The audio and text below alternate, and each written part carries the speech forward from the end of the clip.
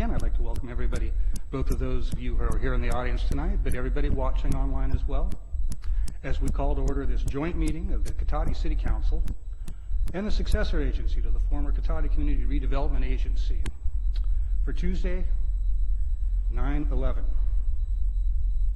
And I'm going to start tonight by introducing my colleagues in the council as well as our city staff. And I am joined to my left by Vice Mayor John Delasso, Councilmember Susan Harvey, and to this side by Councilmember John Moore. And over here we start with our city manager, Damien Obid. We're also joined by City Attorney Robin Donahue. Good to see you. Our Community Development Director, Vicki Parker. Hello, Vicki. Our Administrative Services Director, Norm Veloso. Our City Engineer and Director of Public Works, the only guy with 2 titles in his title. I like that. Craig Scott. And of course, our Chief of Police, Michael Parrish. And filling in tonight, we have Carrie Pahan, our Administrative Secretary, who's going to be doing Deputy City Clerk duties for us, I believe, tonight. So with that, Carrie, if you could take us through roll call, please. Councilmember Skillman, Councilmember Moore. Here. Mayor Landman. Here. Vice Mayor Delasso. Here. Councilmember Harvey. Here. All right, and that brings us to the Pledge of Allegiance. And I would like to invite up our honorary mayor for this month, Melissa Pamatmat. If you'd be kind enough to lead us in the pledge, we would appreciate it. I pledge allegiance to the flag of the United States of America and to the republic for which it stands, one nation, under God, indivisible, with liberty and justice for all.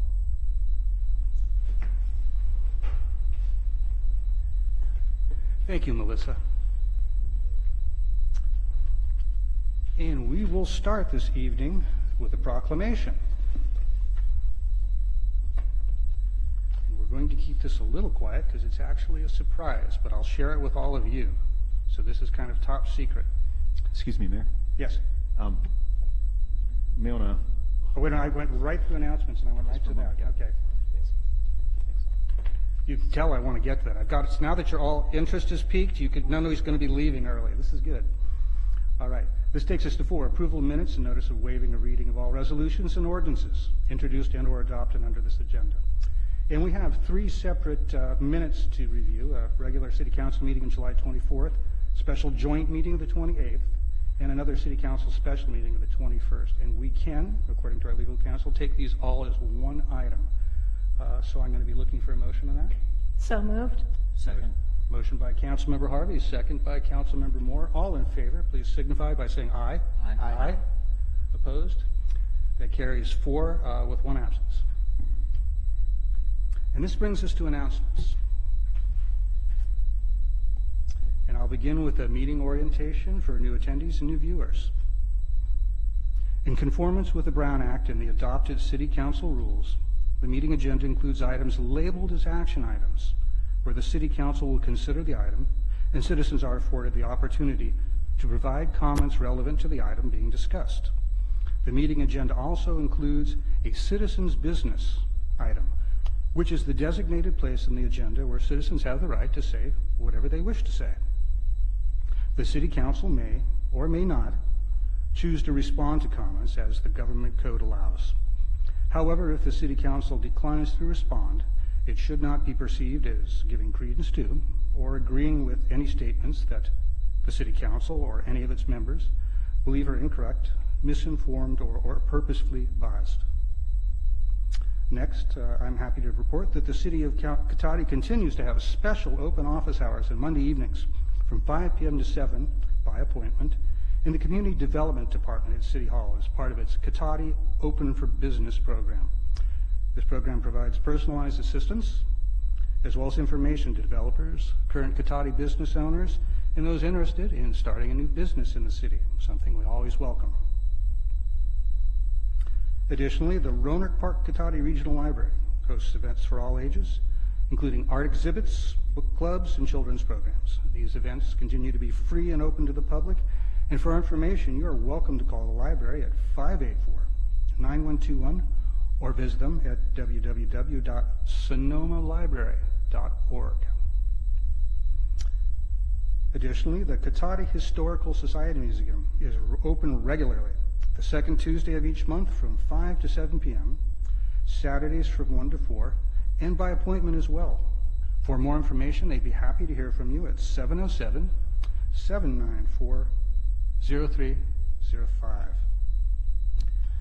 Citizens interested in receiving City of Cotati community alerts via text or email are encouraged to sign up at nixle.com, and that is Nixle. And the city offers a variety of recreation programs for all ages, and of course we have more details on the web for that too at cotaticity.org. And I also want to add, tomorrow night we do have a bike and pedestrian wayfinding workshop meeting. This is open to the public and a great place for the public participating and working in this new project for our town. This will be tomorrow night at 7 p.m. right here in the chambers. And this is our third public workshop. We're going to be reviewing the fourth design based on all the feedback we received from our public at meetings and online from the first set of 3 design options. And we will also, for those who are interested, be presenting a draft of the pedestrian and bicycle wayfaring master plan and introduce the next phase of that program, sign placement and messaging. So you're all invited to join us there. That would be quite welcome. And that brings us to item 6, and this is our honorary mayor. And I'd like to welcome tonight Melissa Pamatma from Rancho Cotati High School. Welcome, Melissa. Come on up and tell us about yourself. Hello, my name is Melissa Pamatma. I am 17 years old and currently a senior at Rancho Cotati High School. I've actually lived in Cotati my whole life, right down the street, so it's very important to me. I love this town. And so as I am a senior now, the craziness of just applying to colleges and setting it up for my future is here. And so I can thankfully say that I already know what I want to pursue. I'm planning on pursuing biomedical engineering and then minoring in international studies due to my love of travel. And so I plan on so my top school is Cal Poly. That's where I plan on going. And then along with my various career type things, I also partake in many interests that I'm able to do through my school. So I am one of the co-captains of the girls golf team right now, and so I've been playing for 3 years, and I'm very happy with it. And then I love music, and so I am in the Rancho Cotati Concert Choir, and I'm the treasurer for that club and class. And so that's where I'm able to pursue that. And fun thing, actually, we were able to sing the national anthem at the Giants game last night too. That was pretty fun. And then kind of another fun thing is that my brother was actually honorary mayor when he was in middle school, and he's 21 now. And so it's kind of weird to think of that. And so I feel like this is a cool tradition that I'm following. And so I would like to thank you guys for allowing me to do this. Thank you.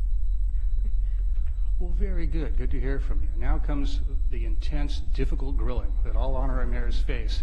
I'm going to look to my colleagues and see if anybody has any questions they'd like to ask our honorary mayor. And the vice mayor, he can hardly wait, it looks like. It's my favorite part of these meetings, I'm telling you. We call it the grilling, but we mean it in a nice way. So your brother, that's really cool. So he was honorary mayor, he's now 21. Yeah. I'm going to ask this question. I don't know what answer I want to hear, but you can go ahead and be honest. Did it make a difference for him? I don't know. I specifically remember him asking for Cotati to create a skate park. Oh, That's like so it did. That's the only part I really remember. I don't think that happened. So. No, it did not happen. And yes, skate parks were kind of, Yeah. they were incredibly popular in the last 10 or so years, but for many cities they became this big liability issue. So we Definitely. probably thanked him for his comments Oh, 100%. and sent him on his way. But there have been a lot of ideas that honorary mayors, because you're an honorary mayor for the month, so you'll come back to our next meeting in a couple of weeks, and we always like to have folks go back, talk to the students, talk to your friends, and besides skate parks, seeing what is it that the city is lacking for your age group.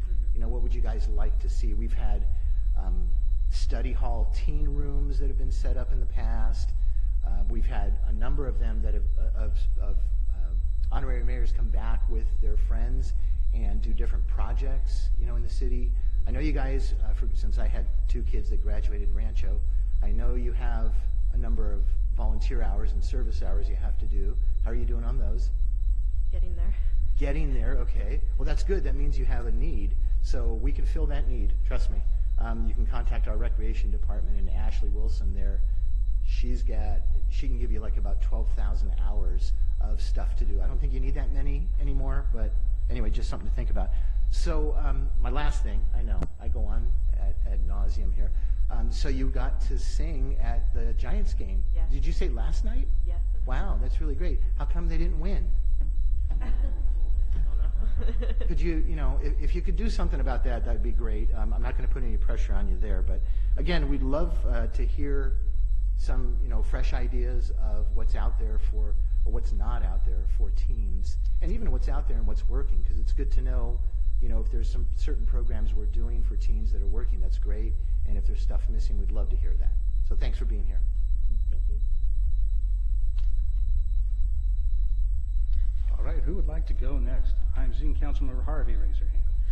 Gee, biomedical engineering. Can you talk to us a little bit about what led you in that direction and what you ultimately want to do with that? That is like something that seems really, really interesting. So this past summer, I got a really amazing internship at Medtronic, it's a medical device company. Mhm. And so the entire summer, I worked with engineers in the field of biomedical engineering. And so that just really, I've always been interested in the medical field, Mhm. but I've also, I've enjoyed math and physics and things like that. And so biomedical engineering just kind of puts those together perfectly, for me at least. And so I think working in that type of environment with creating new ideas and actually making and creating things to help people is overall what I want to do with that. Yeah.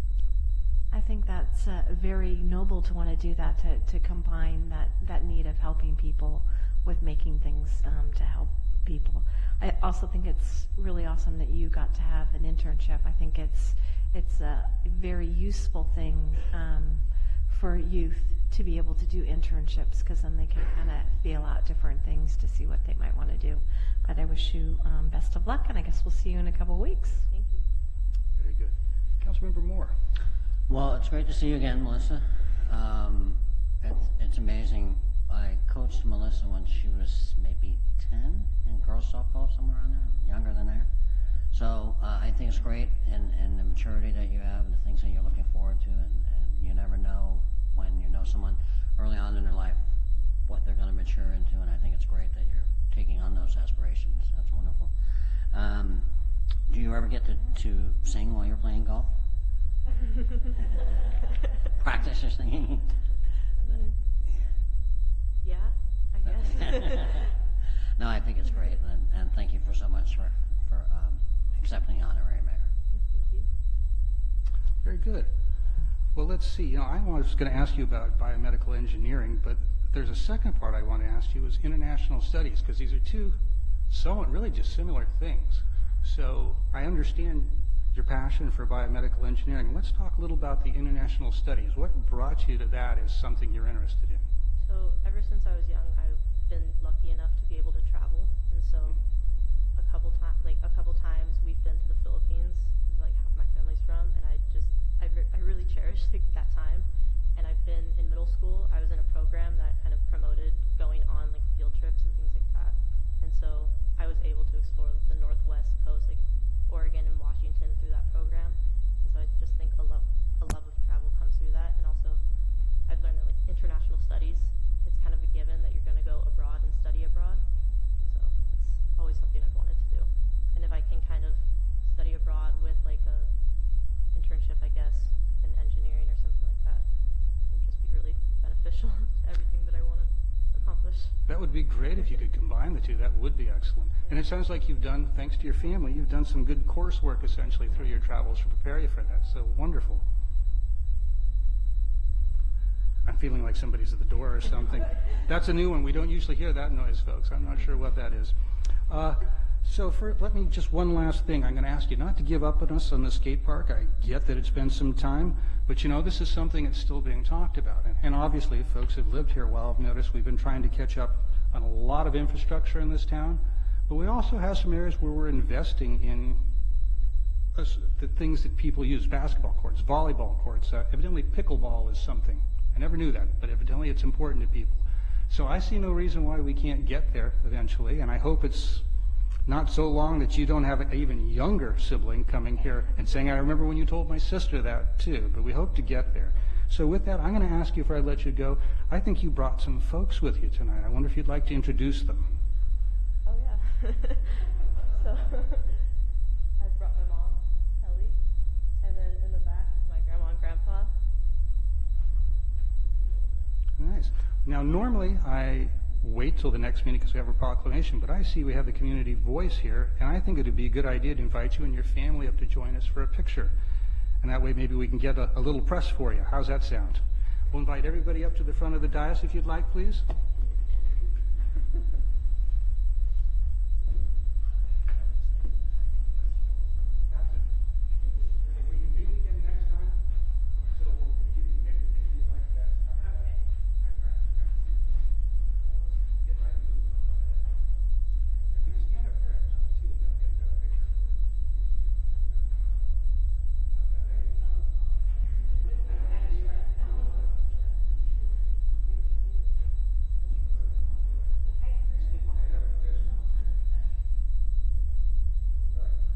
You guys ready? Probably gonna be 3 pictures if that's all right. All right, here we go. Start counting. 1, 2, 3. That was 1, right? Okay.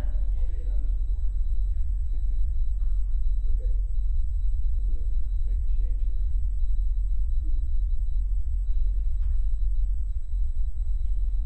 Okay.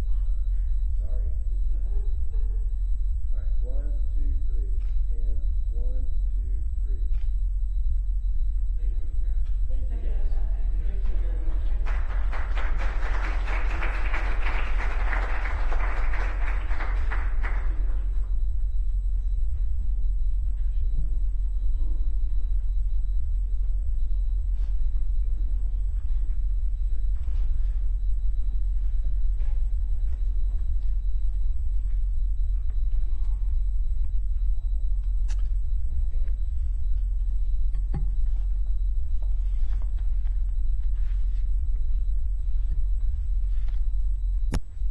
All right, and this brings us to our next agenda item, and this is the rather top secret proclamation. So we're just going to keep this between us in here tonight because actually this will be read Saturday, and it is intended to be a pleasant surprise for somebody. But legally we have to read it tonight, so there we are. And this is a proclamation for the City Council of the City of Cotati proclaiming September 15th, 2018 is Oliver's Market Day. Whereas the company was founded in Cotati in 1988 by Steve and Ruth Moss, and whereas the Cotati store provided the distinctive Oliver's mix of fresh and local products, natural and bulk foods, gourmet and ready-to-eat foods, and core general grocery items.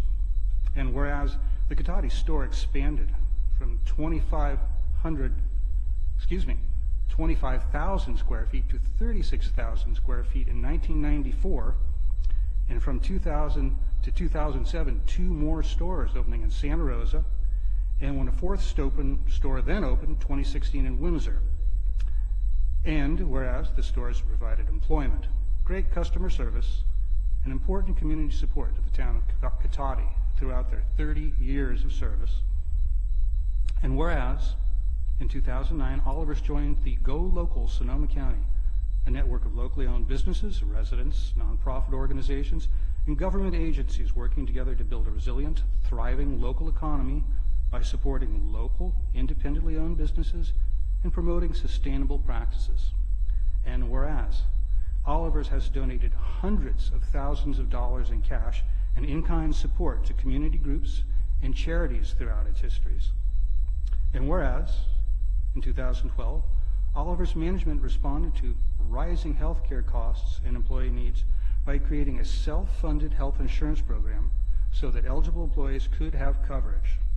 And whereas in 2017, Oliver's owner, Steve Moss, opted to sell Oliver's Markets to its employees instead of large competitors. And whereas Oliver's is now an employee stock ownership plan company and a social purpose corporation, furthering their commitment to support their communities, the environment, and their employees as they consider business decisions. Now, therefore, be it proclaimed on this 15th day of September 2018 by the City Council of the City of Cotati that it be Oliver's Market Day to celebrate 30 years of shopping locally and to recognize their care for sustainable practices. So normally we would have somebody here to receive this, but this will be being presented to them on Oliver's anniversary party. So we thank them for everything they do in the community. We have a long history together, and it's been good for both the city, the store, and certainly the community. So we're very pleased about that. And this brings us to presentations. We have two presentations tonight. And our first one is a presentation on the Laguna Treatment Plant's 50th anniversary open house. Let's see here.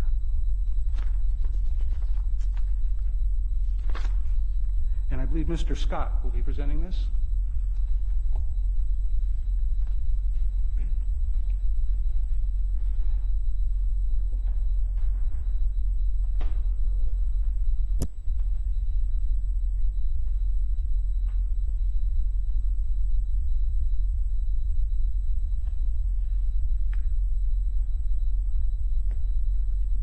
Mayor, members of the council, we have Mike Prince from the City of Santa Rosa to make the presentation.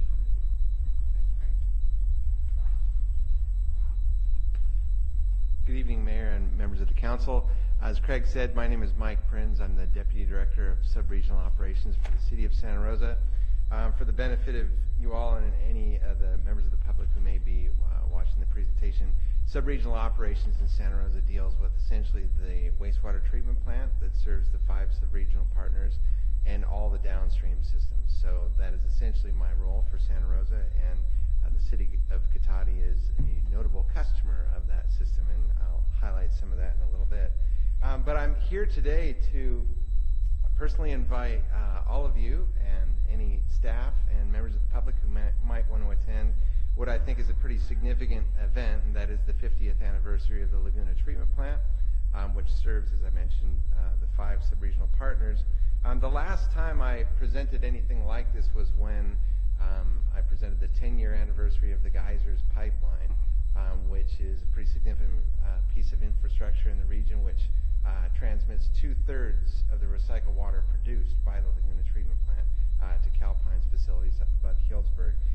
I think this event is actually more significant. Without the Laguna Treatment Plant, we wouldn't need the Geysers Pipeline, essentially. The Laguna Treatment Plant produces all of the recycled water that's used in the sub-regional irrigation system, urban irrigation, and the Geysers Pipeline. It's also 5 times the age, at least at the time I did that presentation, of the Geysers Pipeline. So moving on, essentially what I'm going to do is just run you through some historically significant pictures of the Laguna Treatment Plant at various stages in its evolution. As you can see in the photo there in 1968, that is the main entrance to the treatment plant. That is no longer the main entrance to the plant. We have a new entrance further to the south. The photo on the right, I don't know where these pictures were kept in the city archives. I've never seen them before, but I'm really glad that we have them.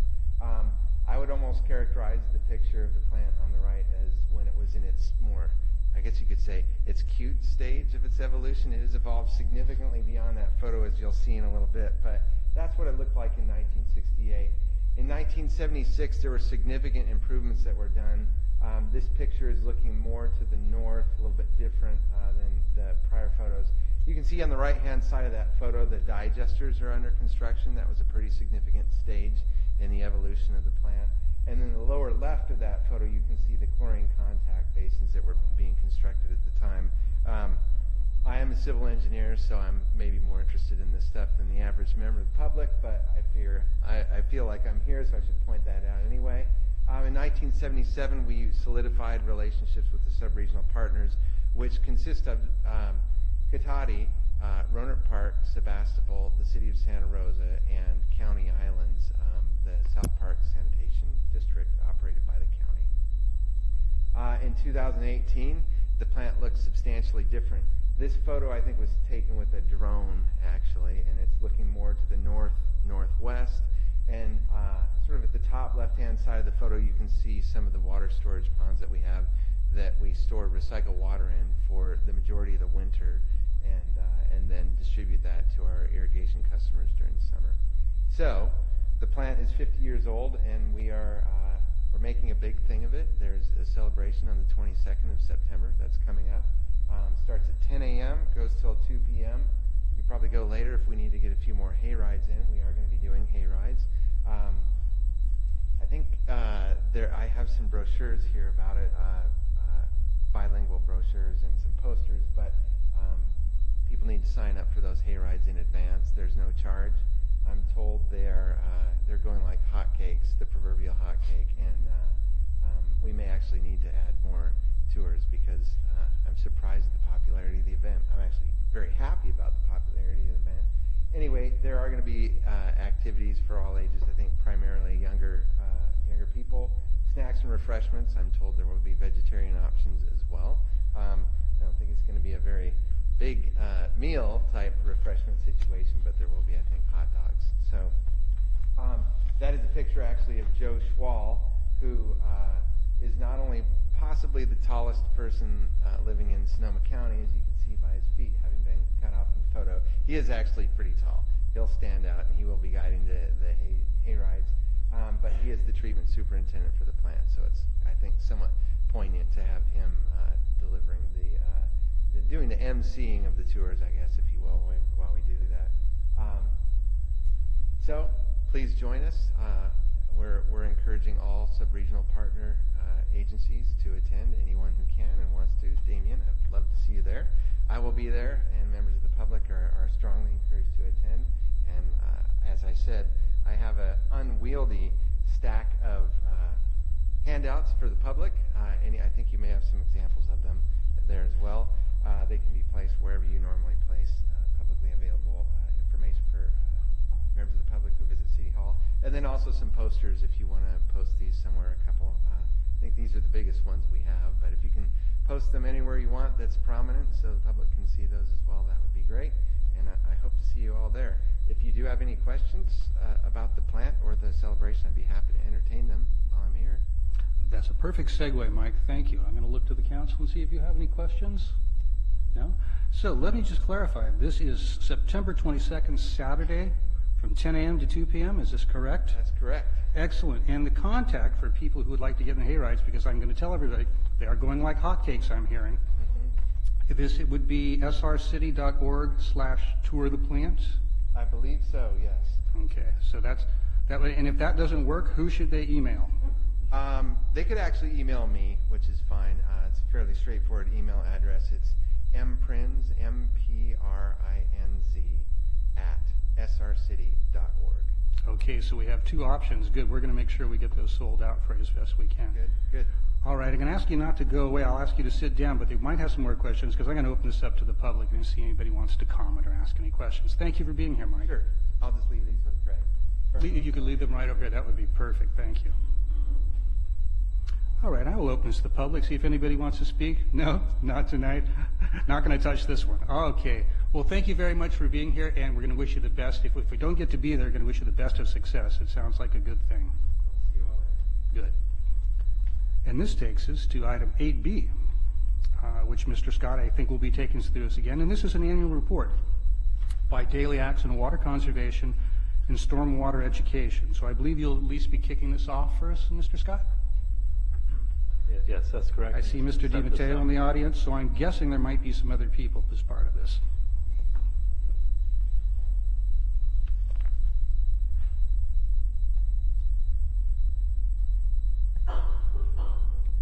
So tonight we have Dustin DiMatteo, who comes before us every year to present Daily Acts annual report on their conservation stormwater activities. The city has contracted with Daily Acts for the past 4 or 5 years at least to do this, and so this is something we do every year. So without further ado, here's Dustin DiMatteo. Thank you. Good evening, Mr. Mayor and fellow council members. Thank you for having me and inviting me to provide an annual report once again. So for those that don't know, my name is Dustin DiMatteo. I'm one of the program coordinators at Daily Acts. Been there for about 2.5 years now. Daily Acts, our mission is to support people and communities to live more sustainably by reclaiming the power of our daily action. We live in a time where by attending free tours, talks, workshops, thanks to our number of our city partners as well as business partners, other nonprofits out here in the area, we can provide quite the impact in the realm of water conservation, stormwater pollution, and community resilience. I want to make a call out, given the day, and usually we have a different mantra that we speak to, which is that you must be the change you wish to see in the world. But today we're going to do it a little bit different. I found this pretty applicable, that even the smallest act of service, the simplest act of kindness, is a way to reclaim that spirit of unity that followed 9/11. So I just want to call that out. In a presentation overview, we've got some of our key metrics here that we can flash back to at the end.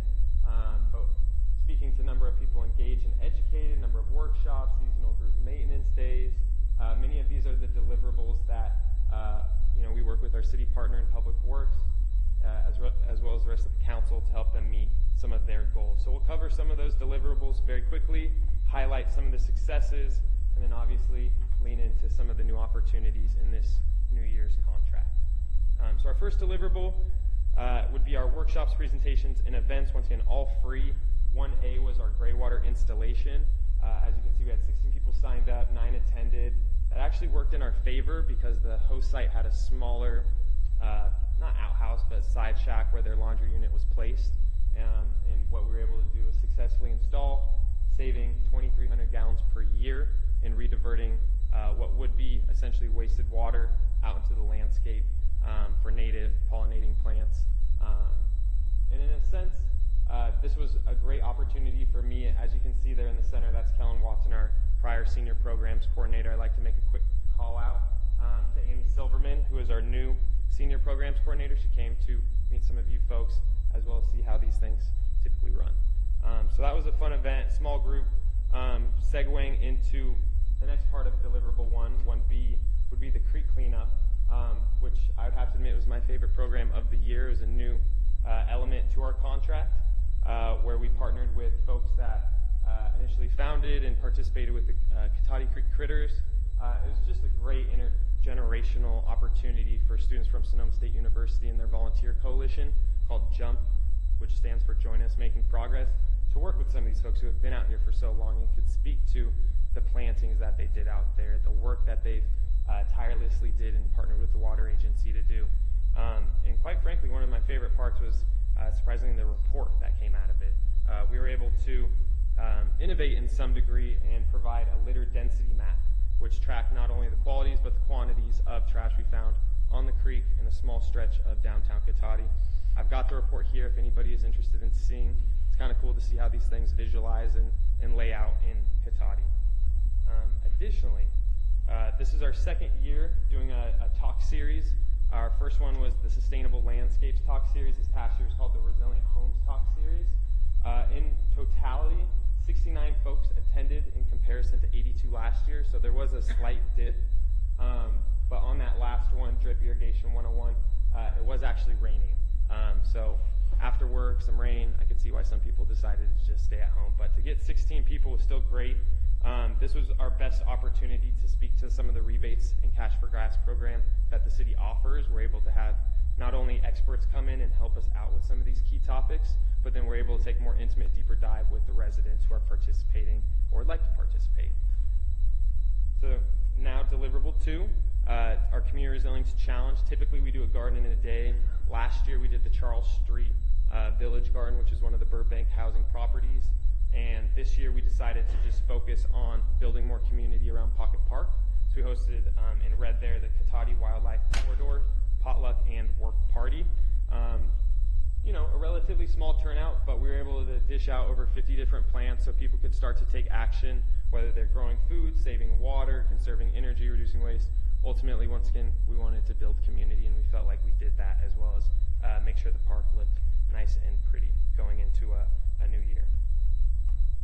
And part of keeping it maintained and pretty, we work with you folks to make sure, ever since it was founded in, I believe 2009 was when Pocket Park was first established. We've baked this into this past year's contract, where we'll partner with at least 2 different groups, and it will, you know, if we got more people trying to reach out to us to do more of these, we'll make it work. But these are different than our monthly stewardship days, which are more of general outreach strategy. These ones, you know, we had the great opportunity to work with Traditional Medicinals. They brought this work group you see out here. We're able to work with Craig in Public Works to resheet mulch the site and prepare it for use, obviously, and then join us making progress. The Jump group joined us. And then 3B down there just calls out over the 10. So basically how it splits, we have the 2 seasonal maintenance days, and then we've got 8 stewardship days. So over those 8 stewardship days, we have 24 people. So it is quite fun working at Pocket Park. I would say we interacted with much more people than what that snapshot indicates. I think it was around 320 something.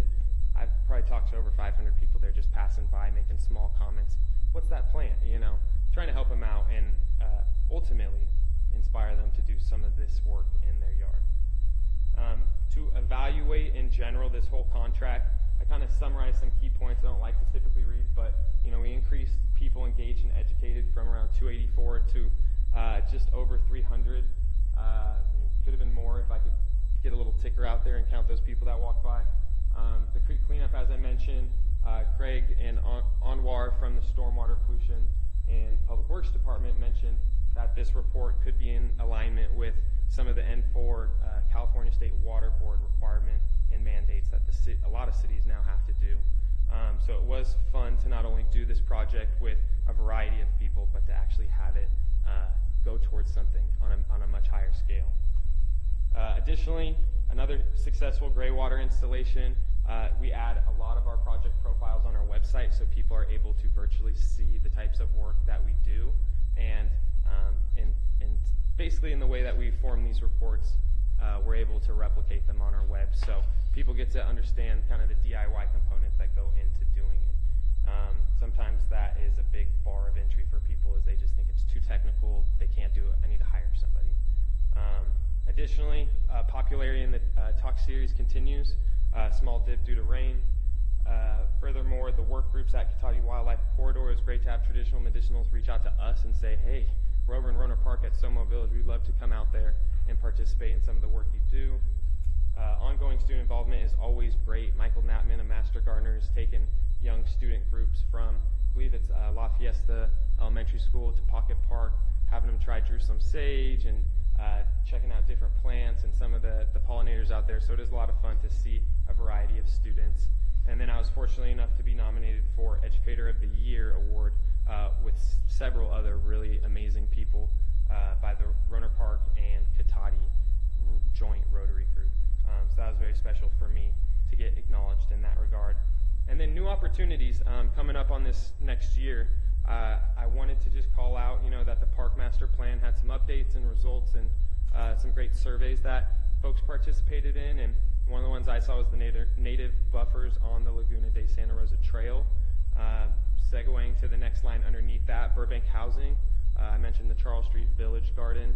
They've got another one over in Wilford, and the regional director loved the work we did, wanted to contribute $500 towards a project for their community. So that's something that we'd hope to evaluate in some contract meetings and see if there's any opportunity for us to work out there.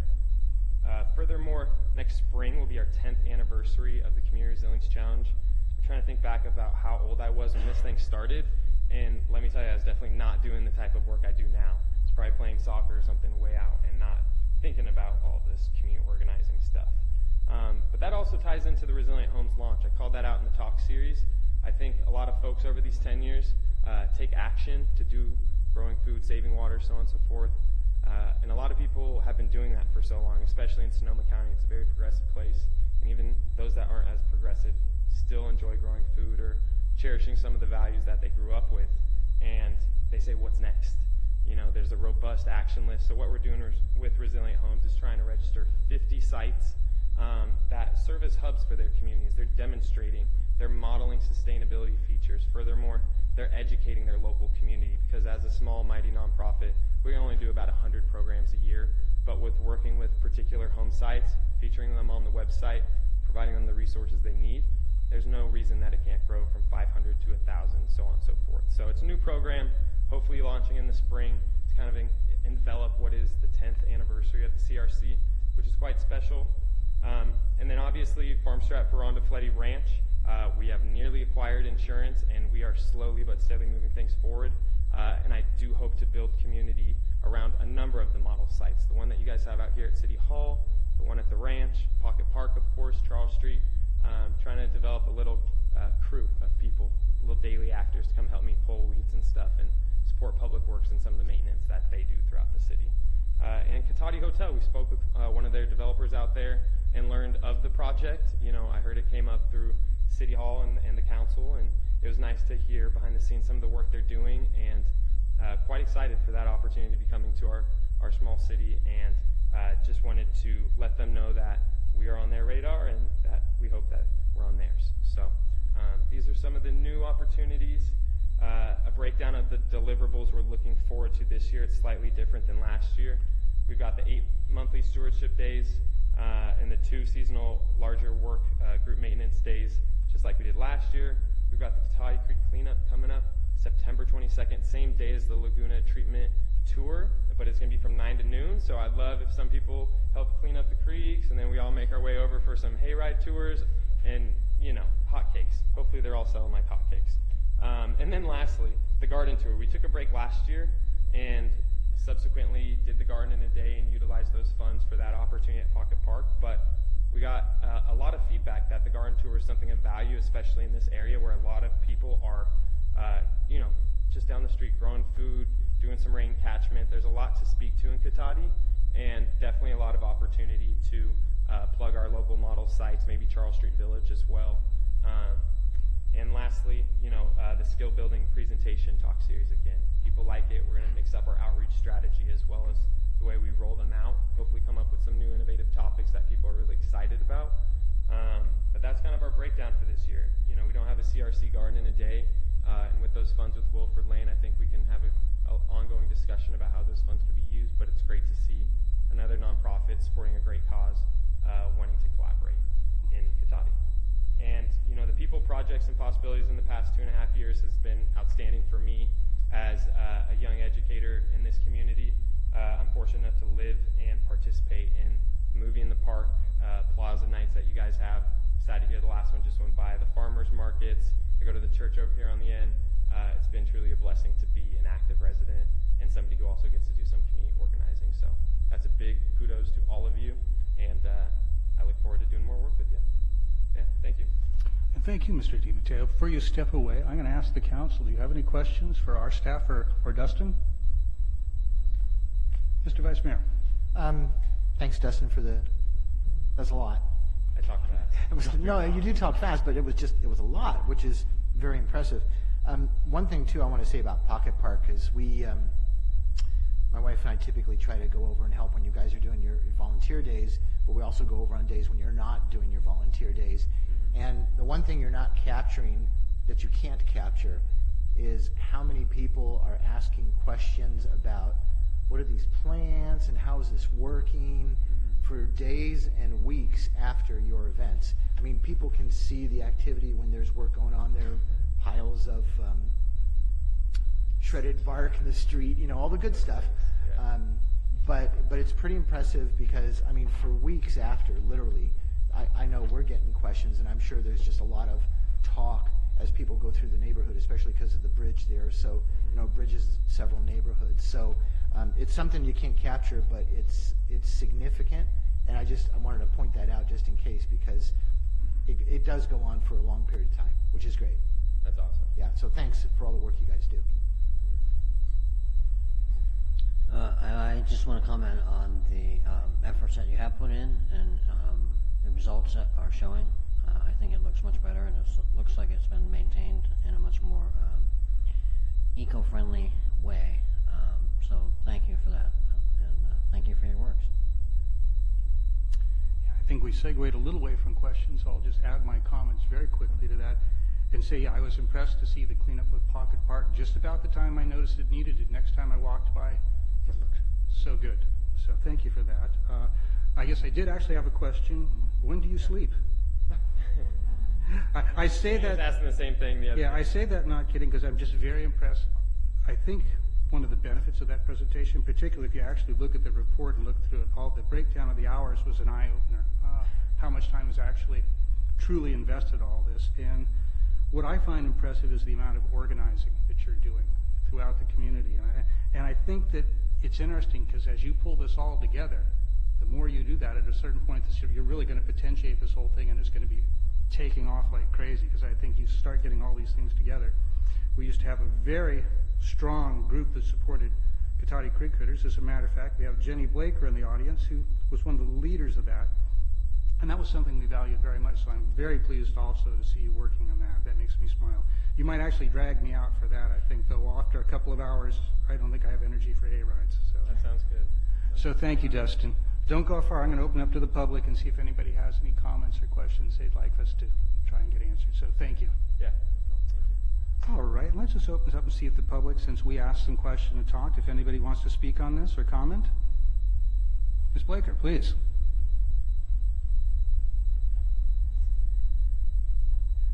Jenny Blaker, Arthur Street, Cotati. I just wanted to say that one thing that I think wasn't mentioned specifically was the Pocket Park extension on the other side of Eagle Bridge. I guess John Delosso mentioned sort of in passing. That is so beautiful and really impressive, and I know it was put in at a very dry time of year and there wasn't any irrigation, and Daily Axe used dry water instead, and it's just done really well. I'm so impressed by how beautiful it looks. I took part in a few of the days, the traditional medicinals day, which was a kind of staff, a day for their staff to come together and do something together, and then other volunteers were involved as well. And the Charles Street Village Day, when volunteers from the community and the residents of Charles Street Village shared lunch together. Actually, the residents cooked for the volunteers and had a potluck lunch or made a lunch for us all. That was fantastic. And also one of the cleanup days along the Laguna, and they were all very well organized. It was a very community building thing with people getting to know each other, and also very educational because they always included education about the plants and why they're doing what they're doing and so on.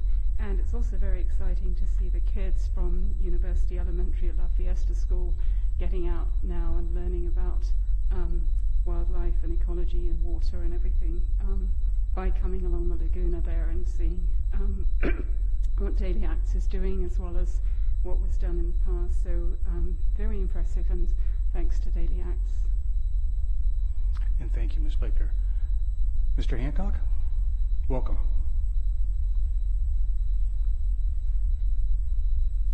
Yes, good evening, Council. Neil Hancock. It's really good to see some of the events and to see other parts of the parks also being on the native side of things. The one area I'd put in perhaps a little plea for is that from the educational side, it really makes a difference to have some labels. So whether or not some of the plants, a sampling of the plants, it's just looking at the plants, and I know my head doesn't really work very well with the plant labels, but I think it really helps to be able to say what are the plants that we're trying to really encourage in the city, because especially when it comes to mowing around the city, there's often the grasses that you want to get rid of, but then there's other plants. We've seen this behind our property, the hedge nettles and things. The natives that are there, they're very softer, they have to survive the summers, but often they get mowed because I don't think people know that they are more of a native. So I know that's different. It's mixing up a couple of different issues here, but having labels on the plants, I think, just to help everybody understand what the native plant names are that we're trying to encourage and what work with the Mediterranean climate would be really valuable. So great to see. Thank you. And thank you. And I'm going to look out to the audience one more time, see if anybody wants to speak. Seeing none, I'll bring it back and close public comment. Any comments, further comments from the council? Nope, seeing none. Actually, that was a good point about labels, because it occurs to me, how many times have we walked by Pocket Park together with my wife, and she said, "What's that?" And I go, "I'm not sure." So there we go. If we don't, I'm sure a lot of people do it. So there's probably some value for that. And certainly everybody's looking to cut water usage. So I think that's a great suggestion. All right. Well, thank you very much. That was a great report. Thank you for all the work you've been doing for us. So this brings us to item 9, which is approval of the final agenda. I'll look to the city manager and see if there are any proposed changes. Thank you, Mayor. Just one proposed reordering under item 14, the regular agenda. Proposed to reorder A and B, so that B comes first and A comes second. And we have people here for both items, but the rationale there is that item 14B is probably going to be a quicker item, and we can...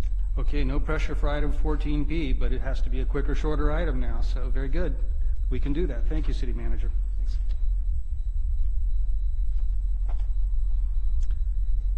And this brings us to item 10, which is citizens' business and public comment for consent calendar items. And I need to read something. And that is this, that any member of the public wishing to speak to the council on any items listed on the consent calendar or any matters not listed on the agenda that are within the subject matter jurisdiction of the council may do so at this time.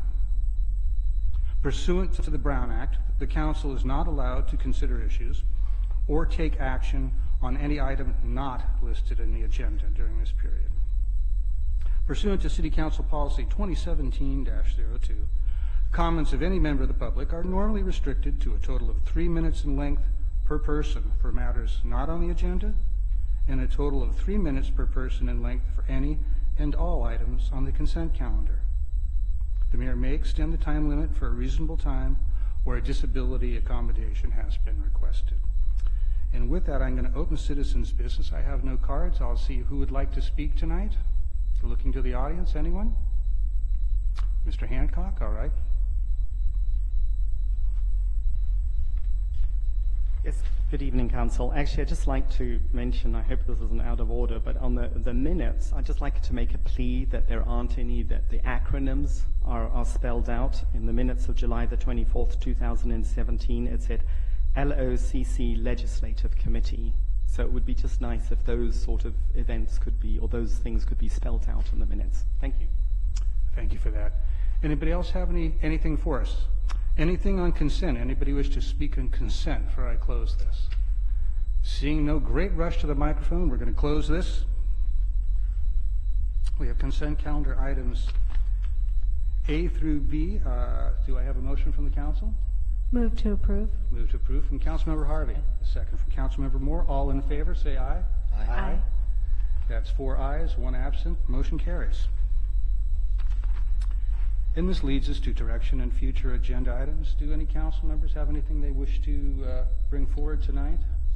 Not this evening? Not this evening. Ooh, that sounds like something's coming. Nicely done. Will be. All right.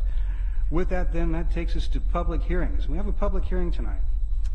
And this is adoption of a resolution authorizing the issuance of a certificate of public convenience necessity to Caitlin Gordon, owner of Jay's Taxi, to operate vehicles for hire.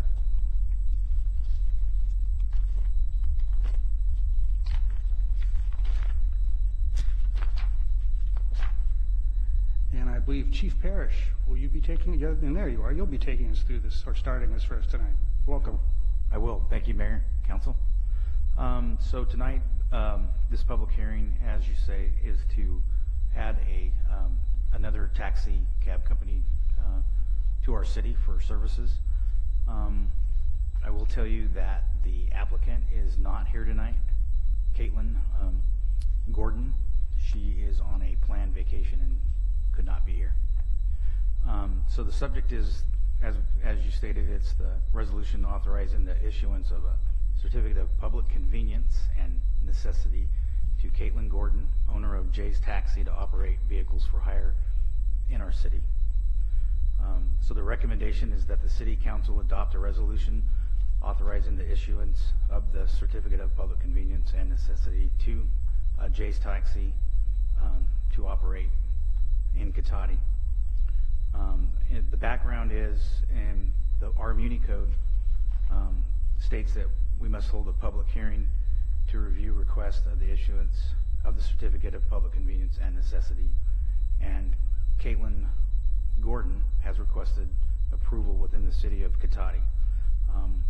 Jay's Taxi has a history of operating in the city of Petaluma for approximately 6 years, and Caitlin bought this company approximately 18 months ago. So with analysis and discussion, our media code requires that we take the following findings into consideration before you issue the public convenience and necessity. And one is that the applicant is financially responsible and that the applicant is of good moral character. I did not find any issues with Caitlin, and a criminal check with the Department of Justice determined that she had no criminal history or any types of issues.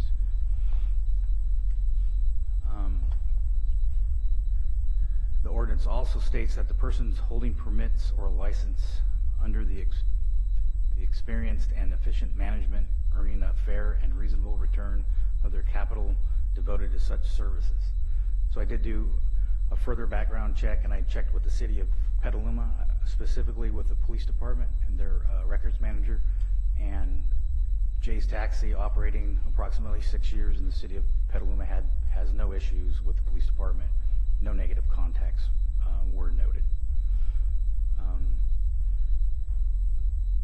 The applicant also has complied with the provisions of all city and federal laws applicable to the proposed operation, and the additional service will not result in a greater hazard to the public and will not create traffic congestion or parking problems. And the applicant does not propose to install a taxi stand, therefore no hazard, traffic congestion, or parking issues should be realized. There are no financial considerations, and this is exempt from CEQA. And I'd be happy to answer questions, and again, the applicant is not present. Very good, Chief. Thank you for your presentation. I'm going to look to my colleagues and see if we have any questions for the Chief. I do. Councilmember Moore? Thank you, Chief. The only thing I was questioning was, in the analysis, there's an indication that all drivers will be mandated to have a criminal records check prior to operating in the city of Cotati.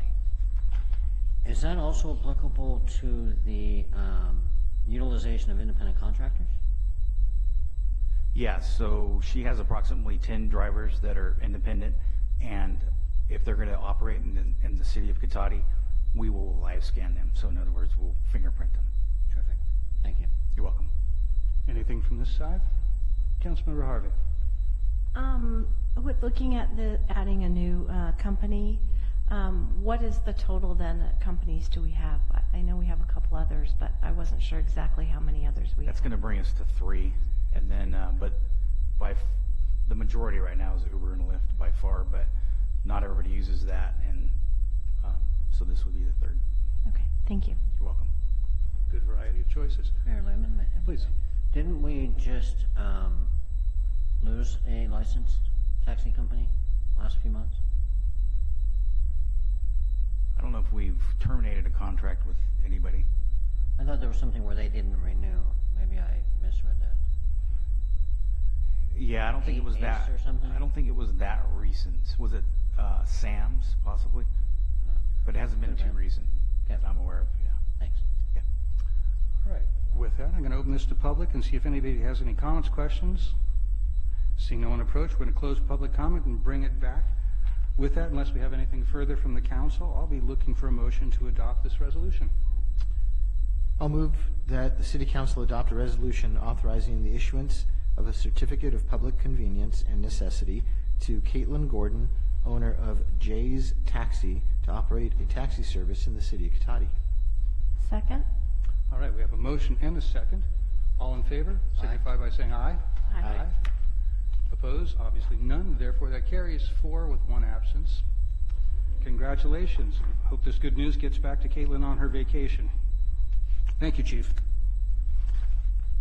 All right, this brings us to our regular agenda, and I believe we do have a change here. We're going to be starting with 14B instead of 14A for those of you following along here. And this is a contract agreement for code enforcement services. And I believe this will be presented by our Community Development Director, Vicki Parker. Yes, thank you, Mayor Landman, and good evening, council members. As you stated, yes, this is a contract for professional services for Mr. Robert Smith, and the contract amount is a not to exceed $60,000 for the term ending beginning on the 13th of in a couple days and going for a year, roughly September of 2019. So Mr. Smith's company would supply us with one attorney supervisor and one code enforcement officer, with the two of them spending 6 to 12 hours per week on Cotati activities.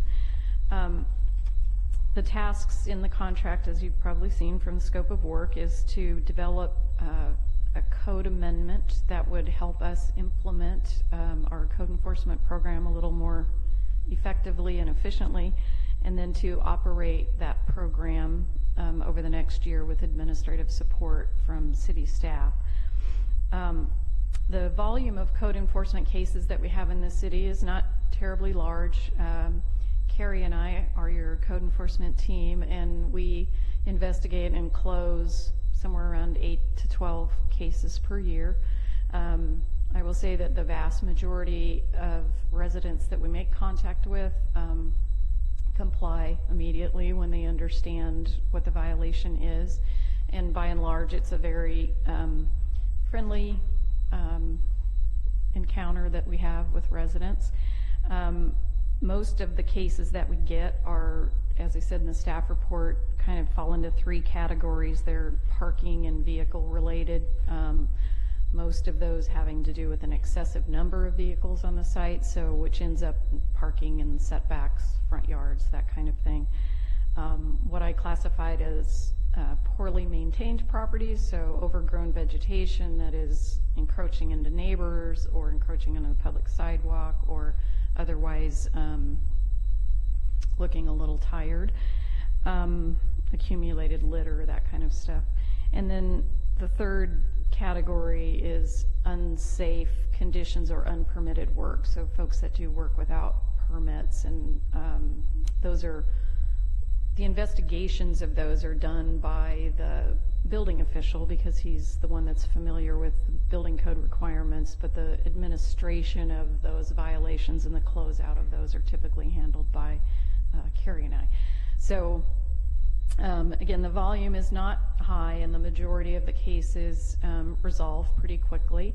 The ones that we end up spending an inordinate amount of time on are the ones that unfortunately don't have easy solutions. So those that are related to residents' lack of resources, so lack of time or space or money to immediately resolve the case or the violation.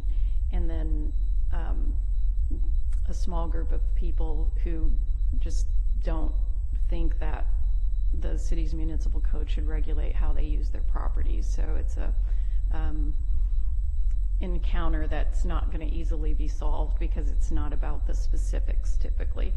Those cases end up taking a lot of time and a lot of follow-up and a lot of letter writing and a lot of monitoring. And what we've realized over the course of several years of doing that is that really the way the code is structured, it doesn't provide an incentive for residents to comply. It allows us to recapture our costs, but it doesn't give them an incentive to close the violation quickly. So we end up chasing them and spending a lot of resources, and those folks aren't they don't have a bend toward resolving it anyway, so it can end up going unresolved for a couple of years with us trying to get voluntary compliance, because the code gives us basically the only option really short of a lawsuit is to bring them before the council for public nuisance abatement. And we've done a couple of those. I'm sure the council remembers them clearly. We've had to do a couple of those in the cases that just wouldn't resolve on their own. So that led me to contacting Mr. Smith because I became familiar with the program that he established in the city of Sonoma. And he set up a program with some code amendments that result in an administrative process with some incentives towards quicker compliance and quicker resolution. So that's what we're looking to achieve. We had a brief discussion of this at strategic planning earlier in this year, and then we budgeted for this amount so that we could ask Mr. Smith to help us develop those tools. So those would all be coming back to the council for review, certainly when that program is developed, so that you can see fully what impacts they may have and how we're approaching it and recommending things that you see that might work better for us. But that's where we are today, is to initiate this contract for those purposes. And Mr. Smith is here tonight. I asked him to attend because I thought that you would like to meet him, and I'd like to just give you a little bit of his background. He has a Bachelor of Arts degree from San Diego State University, also my alma mater, go Aztecs, and a law degree from the University of San Diego. He's a member of the California Bar, also has a contractor's license. He's a certified restorative justice facilitator and a certified parent project facilitator. He's worked with our police department in those education programs that have been going on. He's a member of a couple of past and present member of several nonprofit organizations in the county, serves a lot of youth-oriented, serves on the board of a lot of youth-oriented programs. And in terms of his work experience, he's the current city prosecutor for the city of Sonoma. He's held that position since 1987, handles all misdemeanors arising within the city limits, reviews all the police reports, makes charging decisions, drafts complaints, and makes all court appearances in that position. He's the program coordinator for Sonoma Valley Youth and Family Services, has held that position from 1995 to current. And most relevant for us is the director of the City of Sonoma's Code Enforcement Program, which he designed and implemented in 2015. So he's in that position, has been in that position since 2015. So I think at this point, I would like to bring up Mr. Smith to introduce to you all, and you can ask him any questions that you might like. Welcome, Mr. Smith. Please approach. Good evening, Mr. Mayor, Vice Mayor, council persons. Thank you for giving me the opportunity to perhaps support your efforts over here in Cotati. I'm going to be honest with you. I did co-draft the grant that funded the Sonoma Skate Park, and I drove it through REMIF and the county. So just so you find that out later, I'm hoping that you won't hold that against me. So I'm not quite sure if you want to ask me questions, or can I tell you the advantage of code enforcement or why we created it in Sonoma. So I'm here to. I'll invite you to very briefly touch on that, because I think it would be interesting and perfectly applicable to this, and then we'll see if my colleagues have any questions for you. Absolutely. As the prosecutor for the city of Sonoma for 30 years, one of the reasons why the city created that position is unique in the county was because the Muni Code provisions were not getting enforced. I mean, it's under most of the violations that fall under the penal code. You've got an agency, the police department. They are trained to write reports, to gather evidence, to present a package to a DA who knows what they're doing, and that's how they go forward in that. But with Muni Code, most of those violations are left up to individual department managers or personnel to handle. And what happens is they're not trained in how to do it. You don't have a single point of contact. The citizen gets maybe different information depending on who they're talking to. It's not really fair to the citizens who are impacted or the citizens who are accountable. It's a big resource drain on city departments.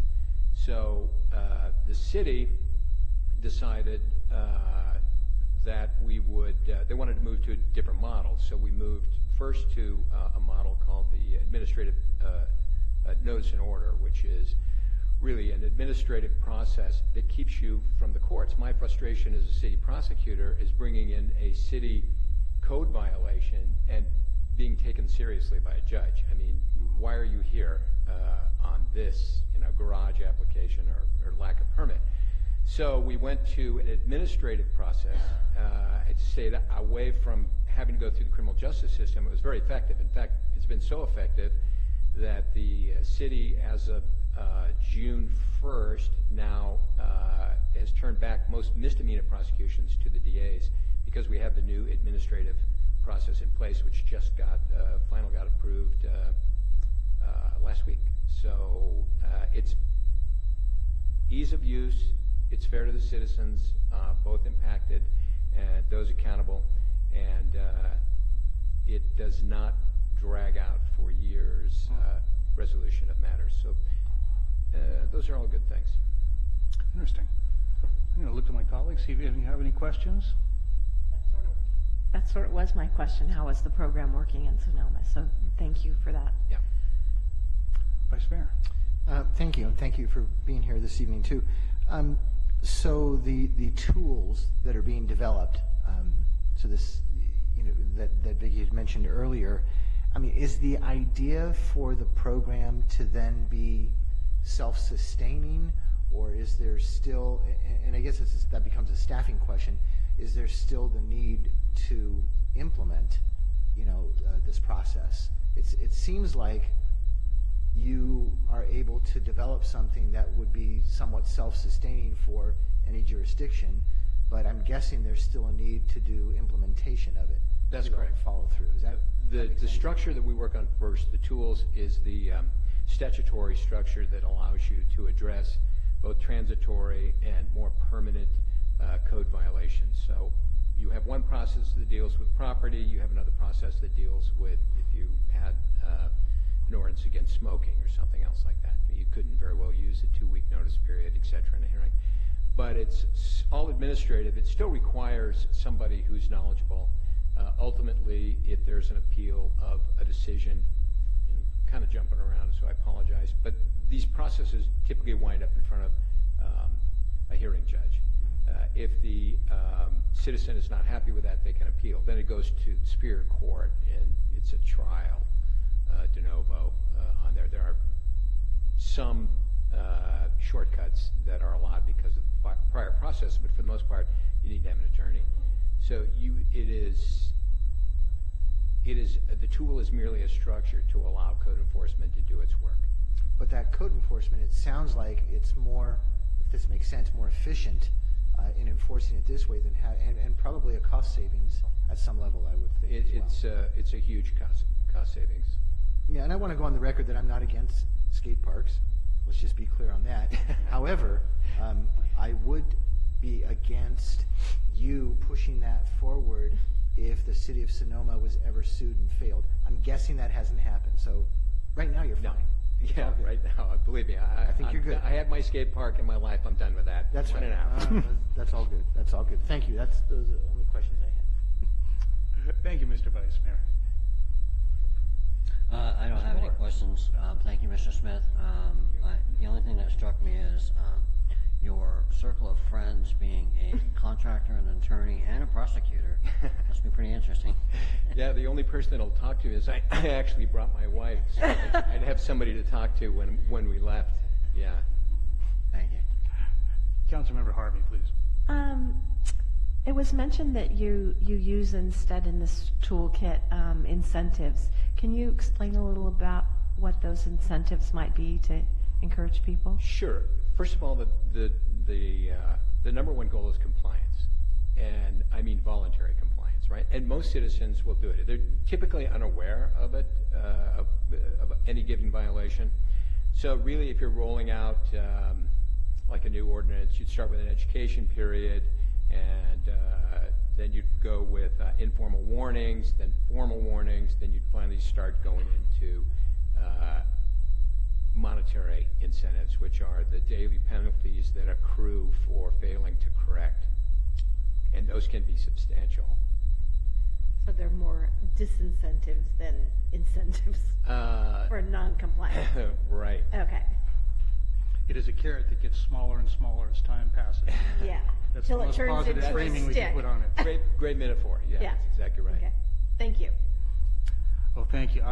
I think this is perfect timing for this to come before us. We've had some reason recently and seen in the past a lot of examples where the usual suspects, usually as Ms. Parker pointed out, resolve quickly, easily, but there are always those very few that are extremely problematic, and the ones that don't quite cross the line into something where it's obviously visually uninhabitable, where we can do anything, but continue to be huge problems for the surrounding neighbors. And I do take that very seriously for them, because many of the people living in Cotati, their investment in their home is everything they have. And I talk sometimes to older people who are looking to downsize, move, and some of these problems actually impact the value and delay them from being able to do that. So it strikes me it's very important.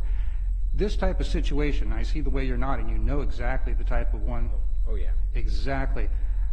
Describe a little how much more efficient this process will be for us in getting a handle on that versus where we're at now, because that's something of big interest to me.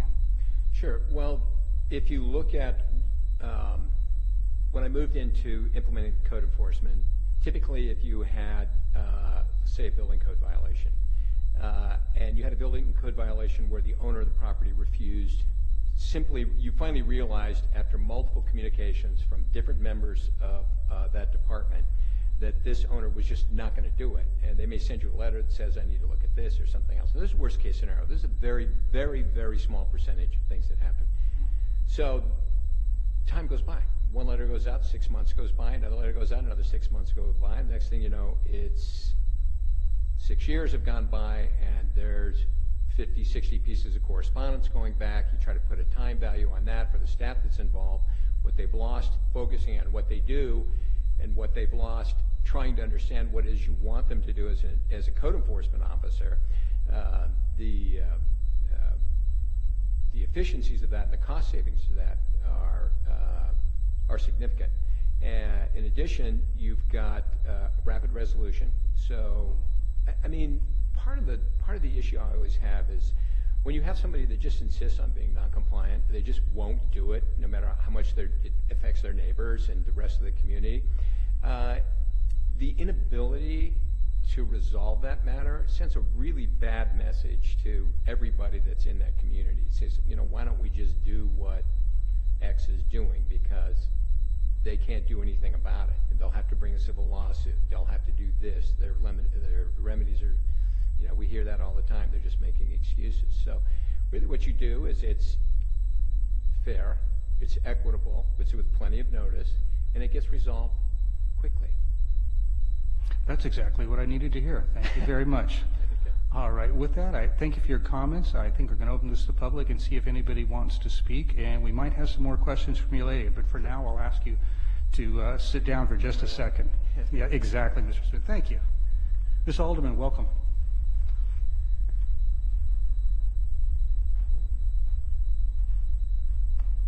I'm very much for this attorney to become part of code enforcement because we are all equal under the law. And this city has proved that with code enforcement, we are not under the same, treated equally, and you do very selective code enforcement.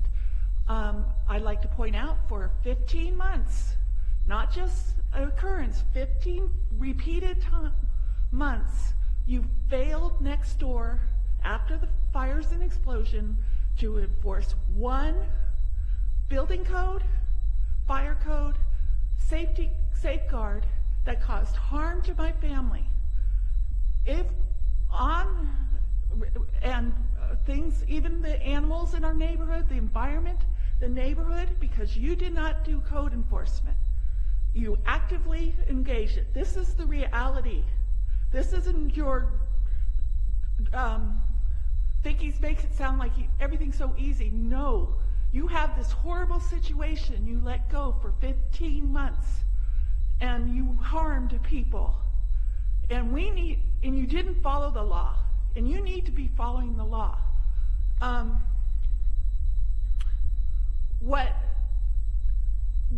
But if you're the neighbor, you can go and you can say, make a bogus complaint.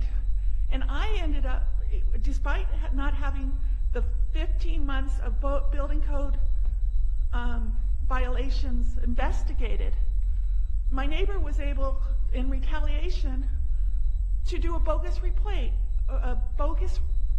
complaint. And that bogus complaint, we ended up having 4 re-inspections of the repairs work from the fire that they caused. It was a re-inspection of a re-inspection of a re-inspection of a re-inspection. And all the building official would do would come out and he would go, yep, it was built up to code, it was already exempt. This is the kind of reality you're dealing with in Cotati. This is what you need to change. You need a lawyer. You need to be following the laws. You harm people, and how you do it, you harm my family horribly. Who knows what still effects we have from letting our soil have the toxic minerals, and never once would you say the independent toxic results from a lab were valid. You never put it in your code enforcement. So you need to really have a plan and follow it according to the law. Thank you, Ms. Alderman. And look and see if anybody else wants to speak in this agenda item. Mr. Barrett, welcome.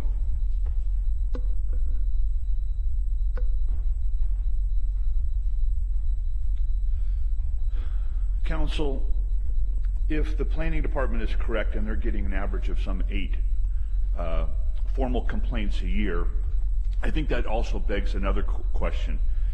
I think we've heard of the lack of code enforcement in Cotati for well over 20 years. We've had citizens come before the council over and over again complaining about a lack of code enforcement, and it falls on deaf ears. If the planning department is getting some 8 complaints a year, probably half of them are coming from me. And I want to thank Vicki, has done a pretty good job so far handling some of the complaints that I've given her, and in a very professional way, I may add. But I'd like to know how we're going to handle the code violations of the city of Cotati. There's lots of times where the city itself is in violation of the municipal code and so forth. Now that puts a code enforcement officer in a difficult predicament. You know, he might have a conflict of interest. It may be politically motivated whether he's going to go out and enforce codes or not, depending on whether it's a city council member, whether it's somebody else in your good graces and so forth. That's a concern, and I'd like to hear from the gentleman, you know, how that was handled in Sonoma. It's, you know, wouldn't question his ethics, but it's got to be a very difficult job to try to stay ethical in a situation like this where things can get political. It's happened in other cities too. I read it in the paper where a city council member's got his front yard overgrown, and the other councilmen are complaining about that one council member to clean up his act, and the news stations come out, do stories. It gets crazy. And how transparent will this be? When I was on the city council, I know I had no success getting records of the complaints that had been filed in Cotati, and people were coming to me and complaining. I've filed complaints, and the city manager's telling me, well, George, you can't see those complaints. So how can we reach transparency if we're going to take on something like this? Also, there can be some bogus complaints that are filed, and the people who file bogus complaints should be taken seriously as well. We have a lack of weed abatement enforcement. This has been going on for years. The city's weed abatement ordinance is clear, yet we have no enforcement because the city doesn't want to do it. I don't know how an agent like this is going to help. We have graffiti up at St. Joseph's Church. I've made a complaint to the police department. We have big graffiti that is seen by thousands of cars coming down Highway 101 every day. It's been there for 40 days. After 30 days, I finally called the police department and said, what are we doing about this? The church has the money to abate this graffiti. What's going on? Yes, sir. I'm going to finish up right now. We're 15 over. I'll ask you We need to some wrap up. help in some way to address this situation. Thank you, Mr. Parrish. All right, before we close public comment, I'm going to look one more time. I do think I see one more hand. Mr. Hancock, please approach.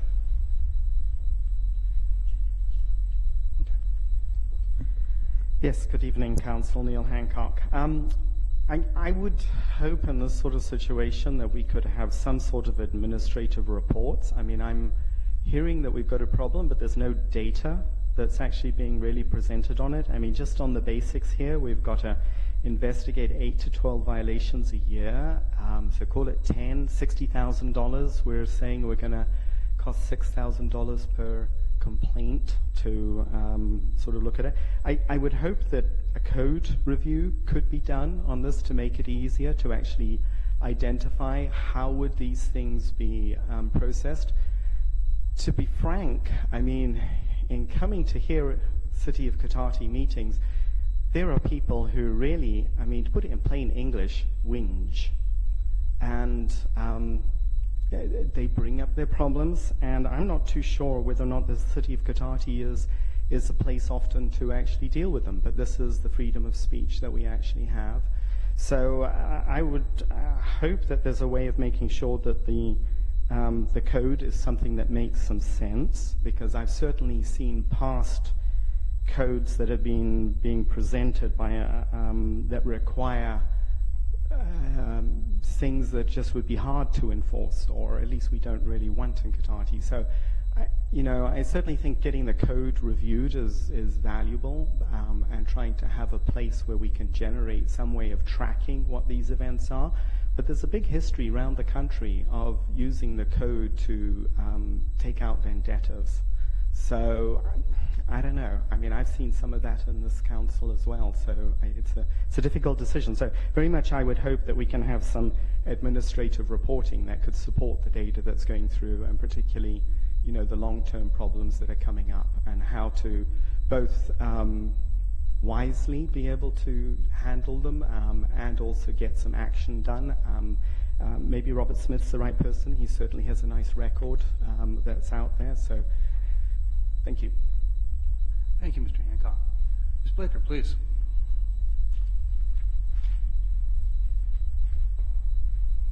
Thank you. I just had a question about whether this is a possible opportunity to review or question the code sometimes. Like, is the code always right? Is it always humane? Does it always make sense? And in particular, I'm thinking about the agenda staff report here mentions parking and related vehicles, excessive vehicles on site, parking in front or side yard setbacks, and also unsafe or unpermitted work. The vast majority is construction without permits, but also includes people living in non-permanent or non-habitable spaces, such as garages, sheds, and travel trailers. And what I'm thinking about is, for example, someone who may be homeless or needing sort of temporary shelter, and perhaps a friend is allowing them to park their trailer in their backyard for a few months, or that kind of thing, where maybe the letter of the law, the code says, the letter of the law, this is not allowed, but in practice, would you really want to kick someone out of a temporary home for 3 months if that might just give them the break they need? So I'm wondering if it's an opportunity to question the code and review the code at the same time, rather than just enforcing the letter of the law. Thank you. Thank you. And I'll look to the audience one more time. Have we captured everybody that wanted to comment? Very good. We're going to close public comment and bring it back. So a couple of questions. I'll ask Mr. Smith or staff or both, whoever feels comfortable weighing in. On the question of, and Damien, this might be better for you, the question Ms. Blaker had about, is this having a hard and fast law for every situation versus the reality of things being actually more complaint driven? I wonder if you could speak a little to that, because I think that resolves some of that concern. Because usually I think the type of things that's being described in this particular report isn't so much the example, for example, of somebody staying in a friend's yard after some difficult thing. For example, like the fires for a few months. We see a lot of that in our community, and that's usually not an issue unless somebody's profiting for some reason or something from it. That's usually fine. And most people don't make a complaint. It's more the very few people that take advantage, and it becomes a gross problem for a significant amount of their neighbors at such point after a significant amount of time complaints come to us. Yeah, thank you, Mayor. I'll give it to Vicki to answer that. I think she can address it pretty well. Thank you. Yes, so there definitely are cases where the code doesn't expect, the code isn't written to expect a condition for a period of time, and the fires are a tremendous example of that. The proper thing for us to do when that happens is not to make individual decisions in specific cases whether the code should be followed or not, but rather to use another tool such as an urgency ordinance or something that would stay those regulations or set parameters for when that should happen. So what we exactly don't do in code enforcement is be selective about which codes we do and don't enforce. So county-wide, I think it's fair to say that the county in general has, for lack of a better term, I'll just say turned a blind eye to living conditions or living situations that might not otherwise be allowable, and we're not alone in that. We did not pass an urgency ordinance to allow for it because we did not receive any complaints about it for the vast majority of that time, so it didn't seem to be a pressing issue for Cotati. I know other jurisdictions did do that, because more the Windsor unincorporated county areas, because they were seeing a lot of that. So I think that the proper response to is it humane, is it fair, is going to be a little situational specific, and if we heard or if someone came to us to say this is what's going on, you may not be aware of it, we could certainly bring that forward for an action by the council. But by and large, the code establishes minimum standards, so they work for most people and they work on most lots in the city. There are circumstances, there are areas over on the west side where parking is really limited and they just don't have an option because the garages have been converted. There's no curb gutter sidewalk, so there's very little parking out of the travel lane. There are no easy fixes to those situations, so we let them know what the code requirements are and we fix them in that condition very specifically, but always with the goal toward code compliance. And I know that's a long-winded answer to say we do the best we can to find solutions that fit particular circumstances, but without being uneven in the application of the code. And we had two other questions, at least that I captured, that seemed important. One was if somebody could speak to what the public part of this process, how visible will be to the public, both code formation, looking at that, resolving that, and then the individual issues, how that works. I think that might be helpful for the audience to hear. So the code, obviously, our current municipal code, which includes the zoning code, which is what we're largely talking about, the zoning violations, is online now, and anyone could access that and review it to see whether they thought that there was something unattainable about it. And I and my staff can help folks navigate if they're confused about what their particular zoning is, so what their actual setbacks are, that kind of thing. In terms of this program, we would bring it forward as a modification or an amendment to the city's municipal code. So it would go through first the Planning Commission in a public hearing, then to the council for the 2 required public meetings that the council would hold, and then there would be the 30 days after before it became effective. So during that public hearing process, we wouldn't propose to revise any zoning standards. It would be more, what will the process be? How many notices will you get? What would the fining structure look like? What are the worst case scenarios in terms of penalties for anyone? What might that look like? So that will go through a pretty full vetting process. Okay, and the last thing that I picked up from public comment was, and forgive me if I get this question wrong, but I think it was in general, the number of problem areas that were listed in the report seemed relatively small, and the question is the general value of dealing with those, since they're small, worth the investment in it? And I mean, my first reaction was, I think the sense was more it's for those outliers, the problems that happen rarely, but they're such big problems for so many people and impact them so personally and so economically that's why we're looking for a different system, something that actually works better, because this particular system actually doesn't really, when you think about it, it stretches on forever, but there's no real way to force and no benefit for somebody who doesn't want to comply to comply.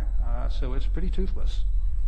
Yes, that's true. And I realized when the questions came up a couple times that I probably wasn't very clear. We receive more complaints than those 8 to 12 per year. What I think the way I said it was that we investigate and close 8 to 12 a year. We receive more than that. It's those ones that we receive but are unable to close that cause, as you just suggested, Mayor Landman, the bulk of the time, the staff time expenditures. So that doesn't calculate to $6,000 per closed case. It's more the ones that you don't see that aren't closed. And I think there were some other good comments made about transparency.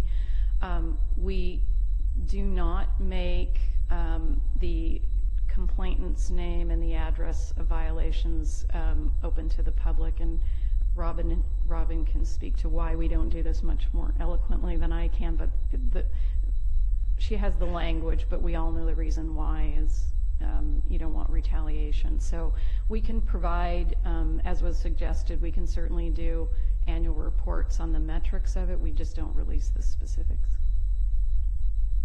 Very good. Any questions from council or anything I missed that you want to ask staff? Yeah? Very good. Well, thank you very much for the presentation. Thank you, Mr. Vith. I am very impressed with your background. That is a fascinating, rather wide-ranging background. I think it's well suited to approaching this particular problem. So anticipating that someone's going to make a motion and we're going to pass this, I look forward to seeing what you're going to be able to do for us, because I just recently was dealing with literally a block full of people in this community. They're dealing with one of these more intransient problems, and had a great deal of sympathy and felt the frustration that everybody assumes that a government agency has a lot of power to help them, but sometimes our tools aren't as effective as we'd like. So getting a better set of tools, which I think you'll provide us, is something I look forward to. So I would love to offer a motion on that with a comment on the whole process. For the years I've gone to the city, and especially when we were in the economic downturn, and inquired about particular things that were going around in the city. And for many times we heard, well, we just don't have the enforcement.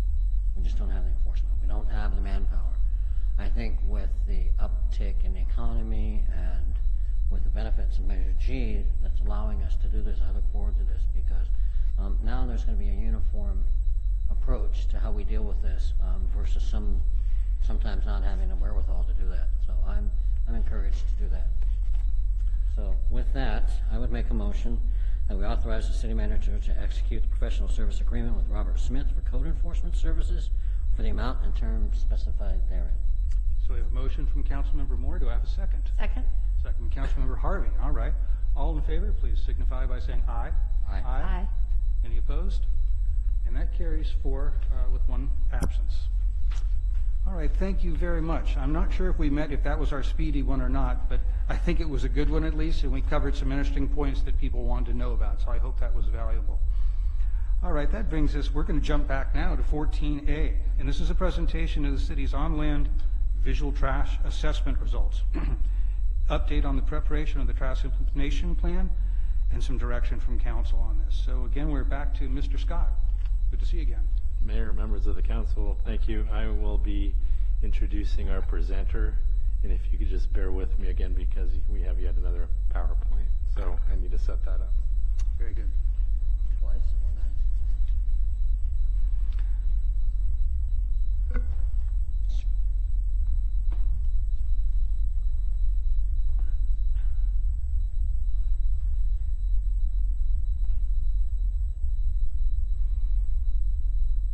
I think we need something like Jeopardy music or something for when their staff is working on this.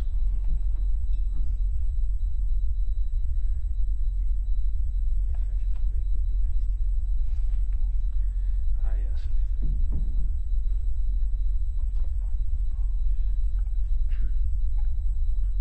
Okay, ready.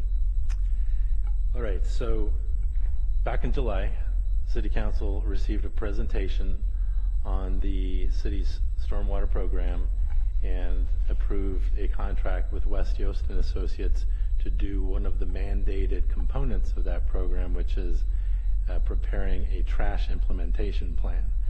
Following that presentation, we did a similar presentation before the Planning Commission. And the item here tonight is the initial task of preparing the trash implementation plan, which is to get a baseline trash assessment of the city, and then that'll be a great starting point for us to then approach solutions to eliminating that trash. Now, one of the comments we received from both bodies, the council and the Planning Commission, was to reduce or explain, preferably reduce the jargon and the specific terminology used in this field. So we will make an effort to do that tonight. Again, we have a very patient Colleen Hunt here, which is with a senior scientist at the West Yost Associates, who's preparing the plan, and she will be making the presentation, and we're both will be available for answering questions. Thank you. Excellent. Welcome, Colleen. Good to see you. Thank you, Mr. Mayor, council members. Colleen Hunt, thank you for the introduction, Craig. So, an overview of my presentation includes, I'm going to briefly go over the trash provisions and why we're required to develop this plan, what the regulatory drivers are. The results of the assessments is kind of the highlight of the presentation. We developed something that's referred to as a baseline trash generation map, and so it shows the results kind of in a visual way over the City of Cotati's jurisdiction. I'm going to discuss some example trash control measures that we'll consider in developing this implementation plan to comply with the trash provisions, and then our next steps in developing the plan. So very briefly, the background on these requirements. The State Water Resources Control Board adopted statewide trash provisions in April of 2015. These provisions are applicable to anyone with a municipal stormwater discharge permit from the regional water boards. As part of those trash provisions, the North Coast Regional Water Quality Control Board issued a 13383 order to the City of Cotati. Order required two things. The first thing was to select either track 1 or track 2 required by the provisions, with track 1 being to comply with the provisions by treating the whole jurisdiction of the required land uses with full capture systems, which are devices put into the storm drain system to capture trash before it's transported to creeks or receiving water.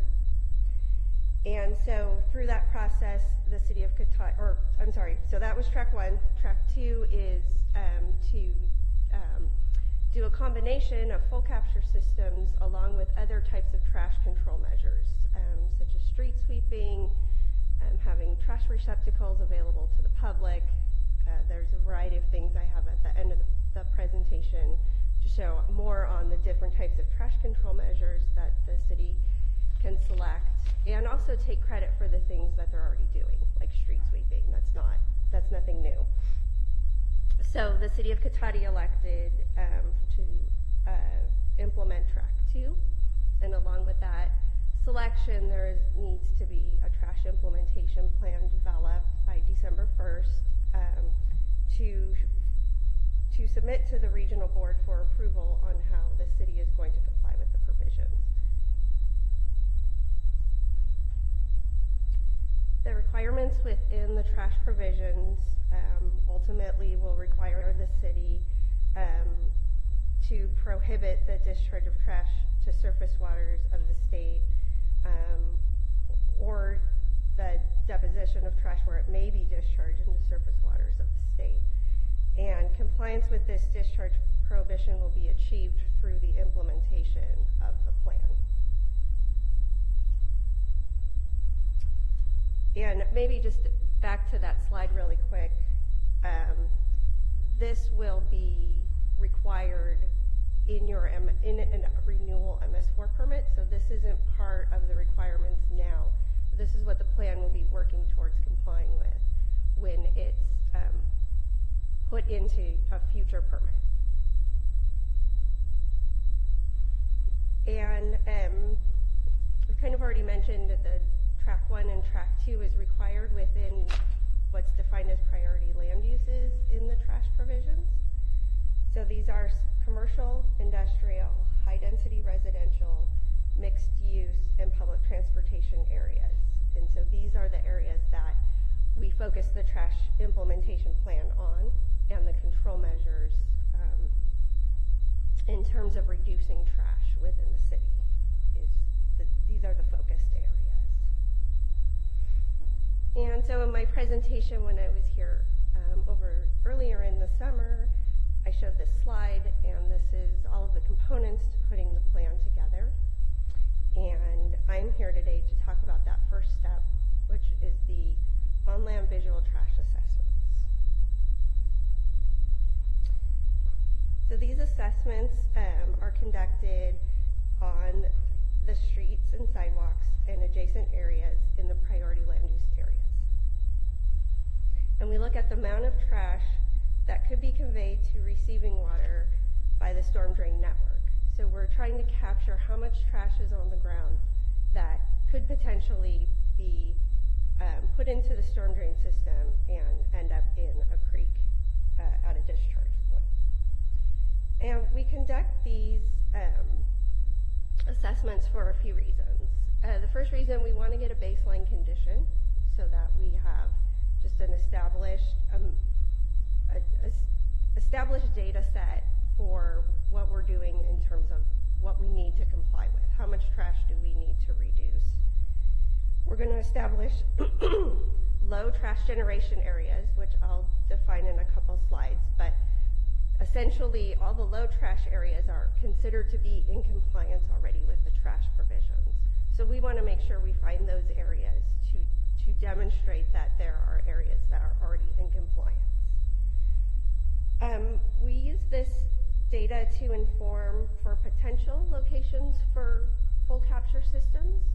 And this kind of goes along the lines with the low trash. We don't want to install full capture systems where trash is not a problem. So we go out and we look at the trash conditions, and then where trash is found at higher levels, that's where we're going to focus our efforts to see if we want to treat that area with full capture. And then in the future, as these plans are implemented, the city will be required to show a reduction in trash. And so we have to have that baseline level. You have to start somewhere to show a reduction. So we have to establish that baseline level.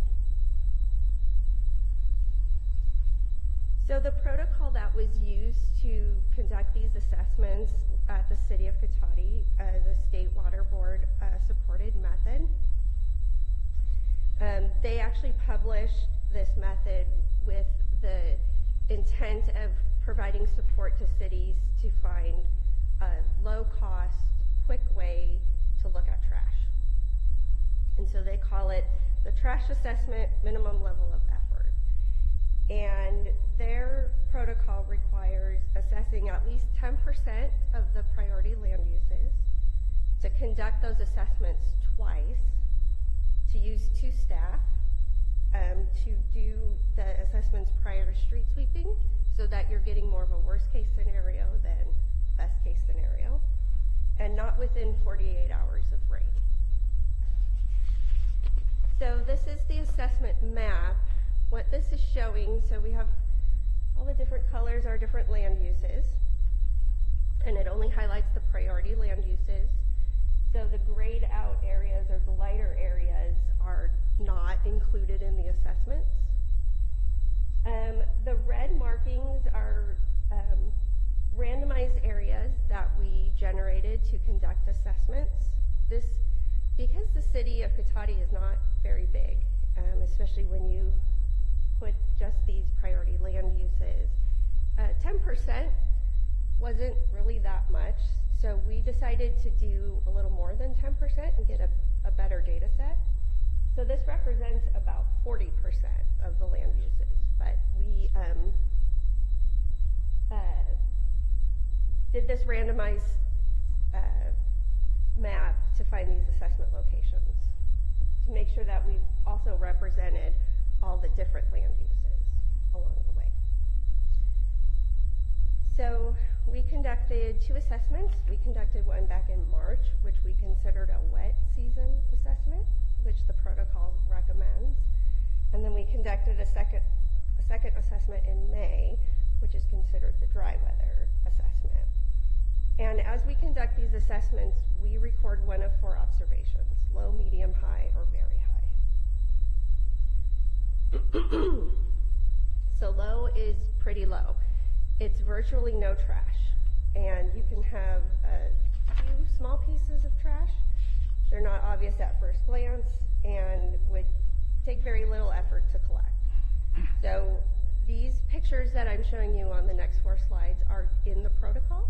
And so these are the kind of reference pictures to help the assessors make a selection on what the trash rate should be, what the trash level should be designated for an assessment area.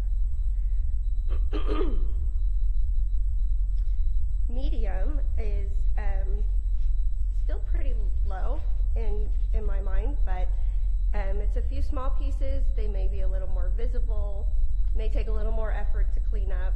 Still not a lot of trash, but when you walk up to the assessment area, if you see trash, you're basically going to be into medium. And then it's a pretty big jump from there to high. So it's more widely and evenly distributed, more accumulations, and it would take an organized effort to collect. So with low and medium, you could probably, if you were on a walk, pick up the trash as you're walking along, throw it in the garbage when you get home. This you would need like supplies. You would need a garbage bag to pick this up. And just as an aside in this picture, the leaf litter is not included as trash. And then we have very high. And so this is very high accumulations of trash, usually piles of trash. And so again, just to be clear, these are not pictures from your community. These are the reference pictures. So this is the baseline trash generation map. And what we're looking at here is 2 levels that we found. Green represents low, yellow represents medium, and then we did not find any high or very high areas of trash. So I'll just kind of orient the areas of trash that we found to be medium really correlated with commercial retail locations. Lowe's, Oliver's, a part of downtown, a couple gas stations. That's really heavily correlated with the commercial specific retail use. I don't remember the street name of the Santero, thank you. There is a high-density residential on Santero Way that actually had low trash in the first assessment, and then when we went back, there was an area of accumulated litter. It looks like it was probably a group of people having snacks that decided to throw their trash on the ground, and so it did bump it up to medium. And the way the protocol says to address that is you take the higher of the two and apply that to your trash generation map. Something I won't get into a lot today, but in the future there will be opportunities to reassess to try and show improvement. And so my guess is in that area we would continue to see low. But unfortunately that particular day there was more trash accumulation than I think we expected. But for the most part, we're finding commercial retail is our focus for addressing trash in the implementation plan. So, as I mentioned before, the good news is with the green, that is already compliance with the trash provisions. So as we write the plan, we'll take credit for the things the city is already doing, such as street sweeping in the green areas. And what we'll focus on is the yellow. So in terms of developing the plan, as we focus on these medium trash generation areas, we have some options. And so we could look at treating all the yellow areas with full capture systems. We could just try best management practices, or we could do a combination of the two. And so that's what we're working on, those details at this point. Just a little bit on full capture systems. There can be the structural devices that are installed directly in the storm drain inlets to capture trash. So I have one pictured here. They do have a cost. There's a price tag with them, and maintenance. And we are working on some cost estimates to help the city guide decisions on if these are a good way to go, or to balance the cost and feasibility. So that's part of the plan, is to look at that, the cost of those devices.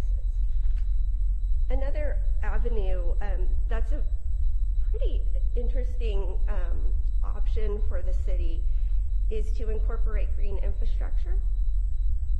And so this is low impact development. This is converting paved areas into either routing that water somewhere where it will infiltrate into the ground, or find a reuse for stormwater. And there's kind of multi-benefits to using green streets at this for the city when we're talking about trash capture. If a green street project is designed properly, you can get credit for trash capture.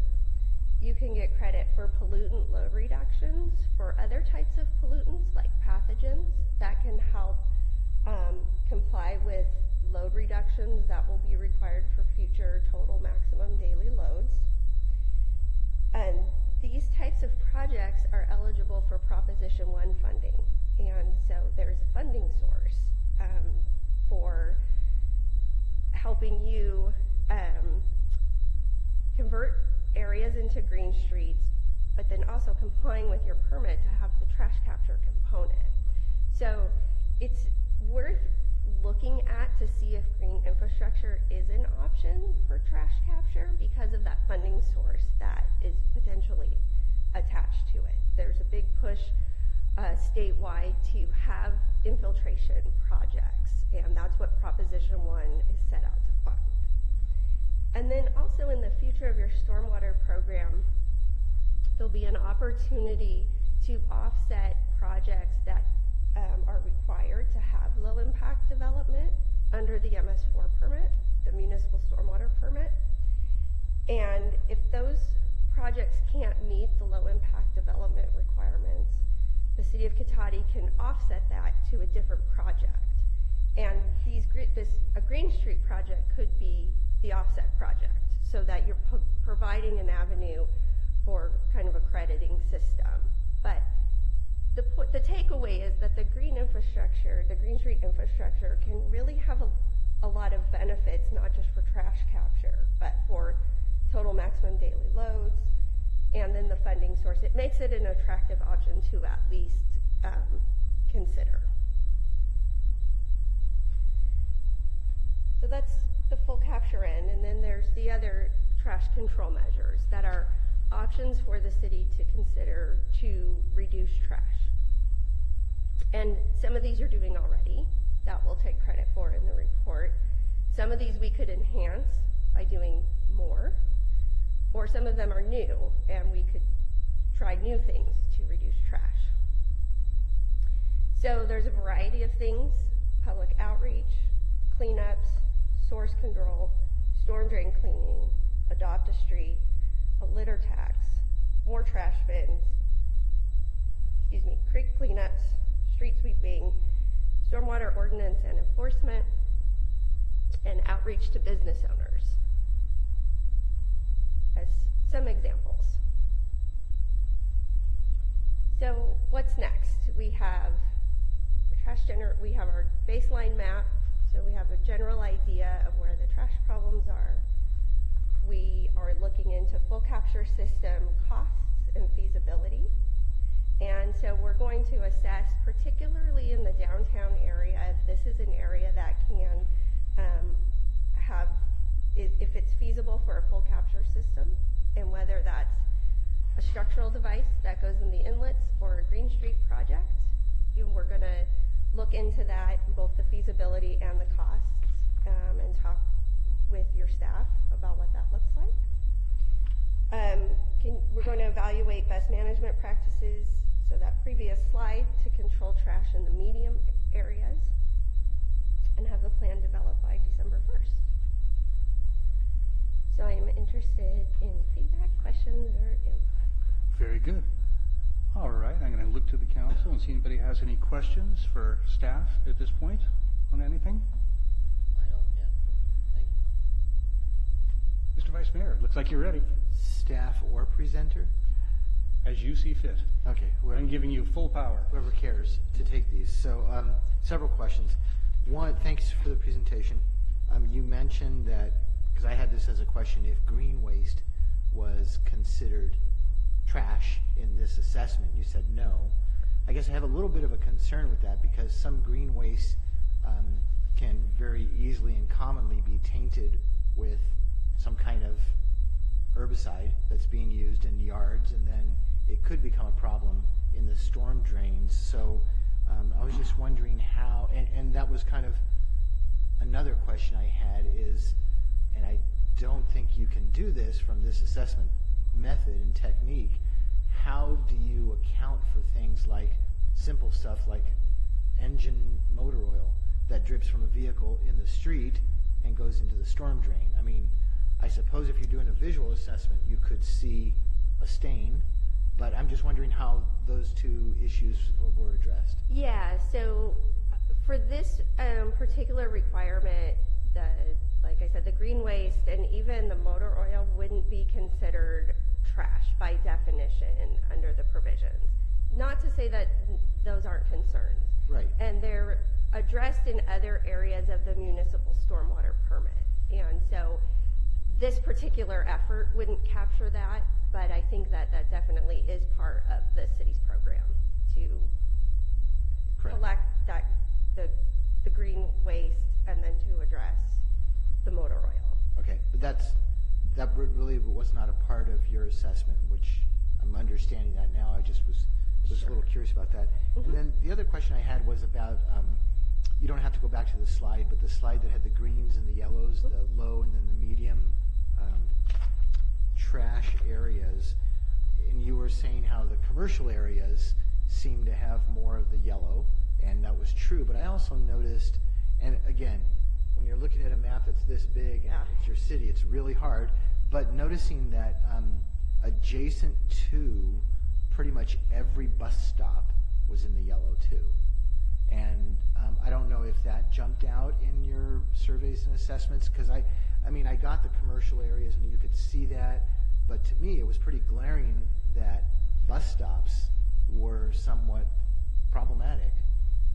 Yeah, so I will address that because we also, as we did the assessments, looked at bus stops because they're actually part of the priority land use, and so wanted to get a handle on how much trash is being accumulated at various bus stops throughout the city.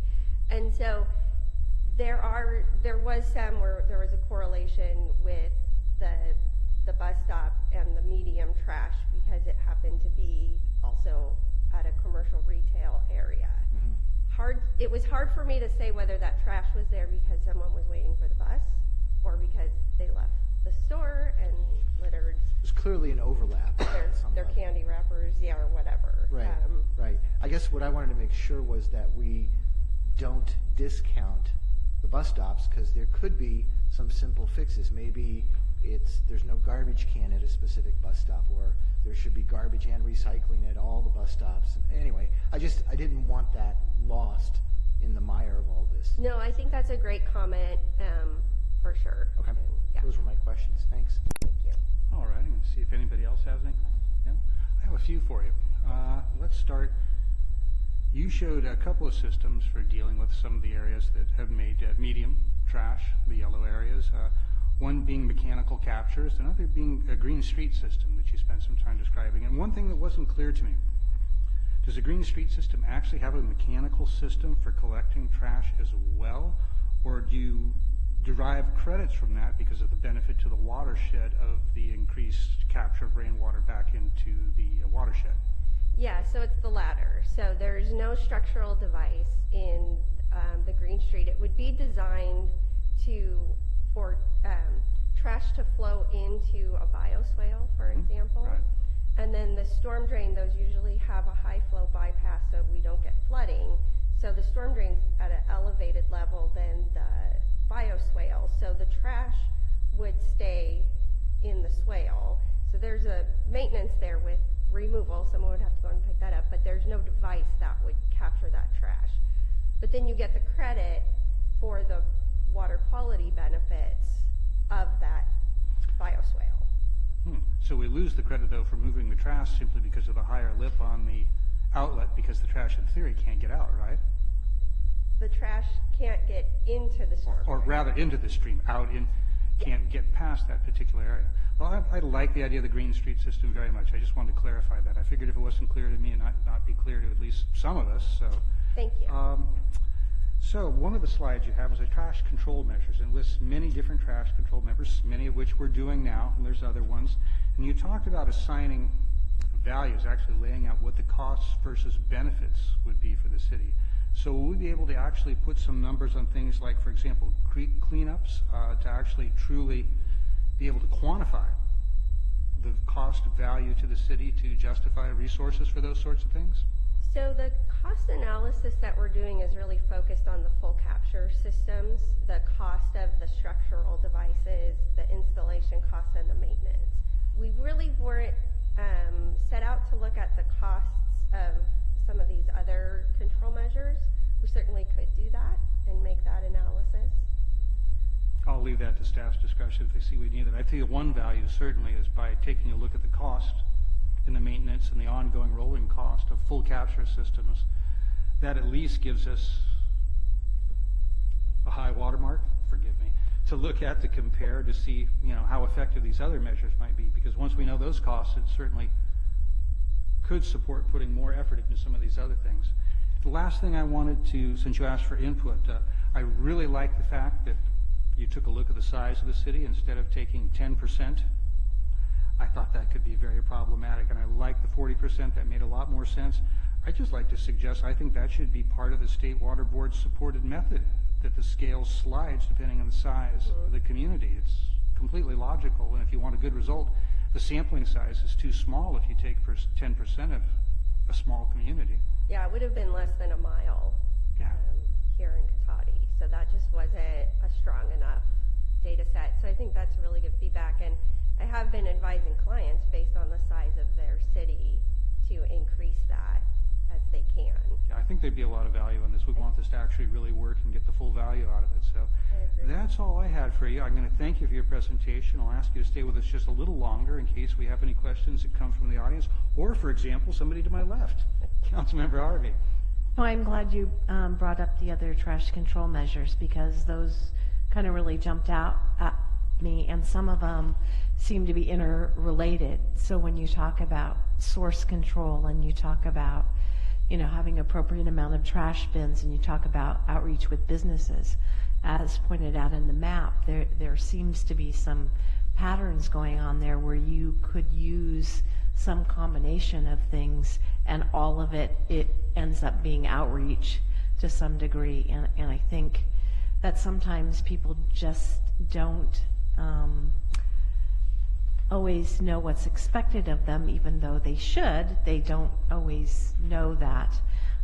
You know, some simple, you know, things like, you know, you mentioned the bus stops. You know, it may even be something as simple as signage at the bus stops that, you know, there's trash bins here, please, you know, deposit your trash accordingly.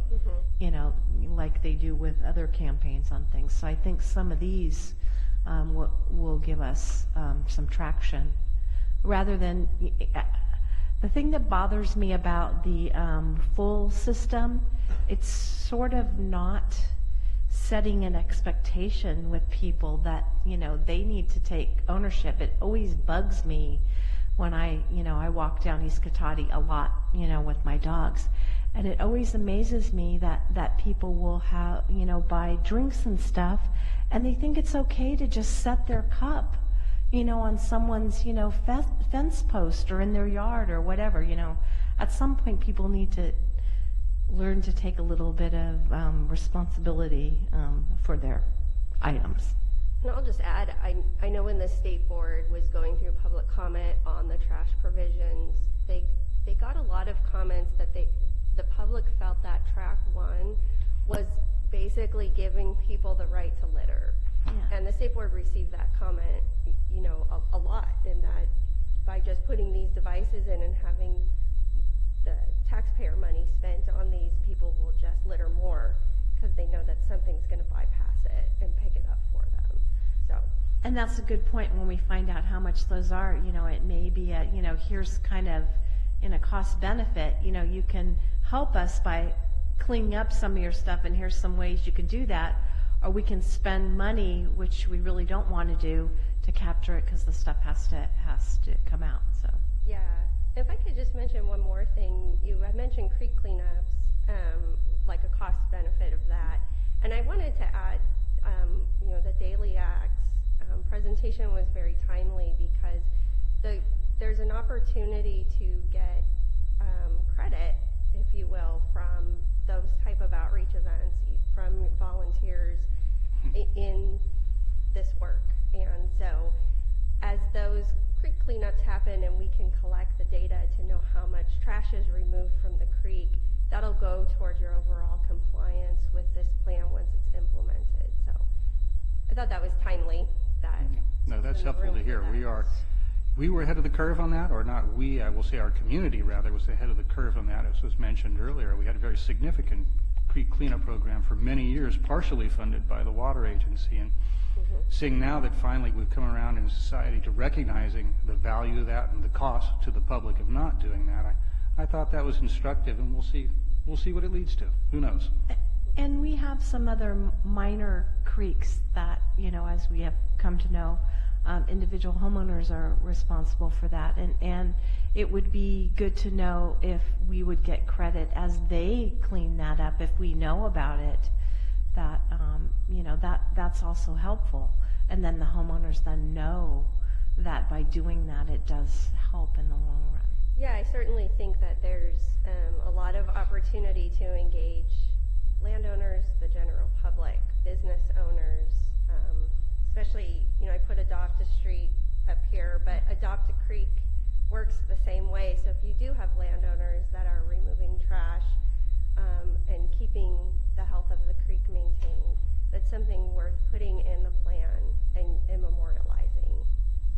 want to take credit for everything that's happening. Perfect. Well, with that, I'm going to look one more, I think, from council. See, the longer we keep you, the more questions. Colleen, you had said something in reference to doing the cost analysis on the full capture system versus the best management practices. So, are you or will you be doing a best management practices cost analysis? At this time, it's not part of the scope.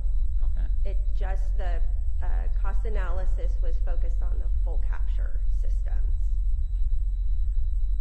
And you will be looking for direction from the staff on which program we want to look to try to develop?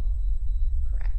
So we've already had several discussions, and we continue to meet to talk about the best management practices that the city will want to take to meet the requirements. Right, and we're going to have to address this annually, correct? Yes. May I? So there's a feedback loop. So we have 8 to 10 years to implement this and show that we're getting closer to meeting the full 100% reduction of elimination of trash from the creeks. And so each year there is an evaluation where it gives us feedback to how successful this mix of BMPs and potential full capture systems are achieving that. So one thing that Ms. Hunt was doing for us was saying that this plan should be flexible, in that depending on the feedback we're getting, we can sort of shift and alter the components to be more effective. And I think the reason we're not doing a cost-benefit analysis on the BMPs is because that's our baseline kind of methods, O&M level, and we can always, if they're not effective, up it to the full capture systems in targeted areas. If so it's really important for us to know that additional cost of that green street projects or the full capture systems. But street sweeping and creek cleanup, those are sort of part of our annual budgets going back, many, decade and a half or something. So that's, I think, why we weren't looking specifically at those costs. And to answer Councilmember Moore's question, I think a little bit, those are kind of known costs to us.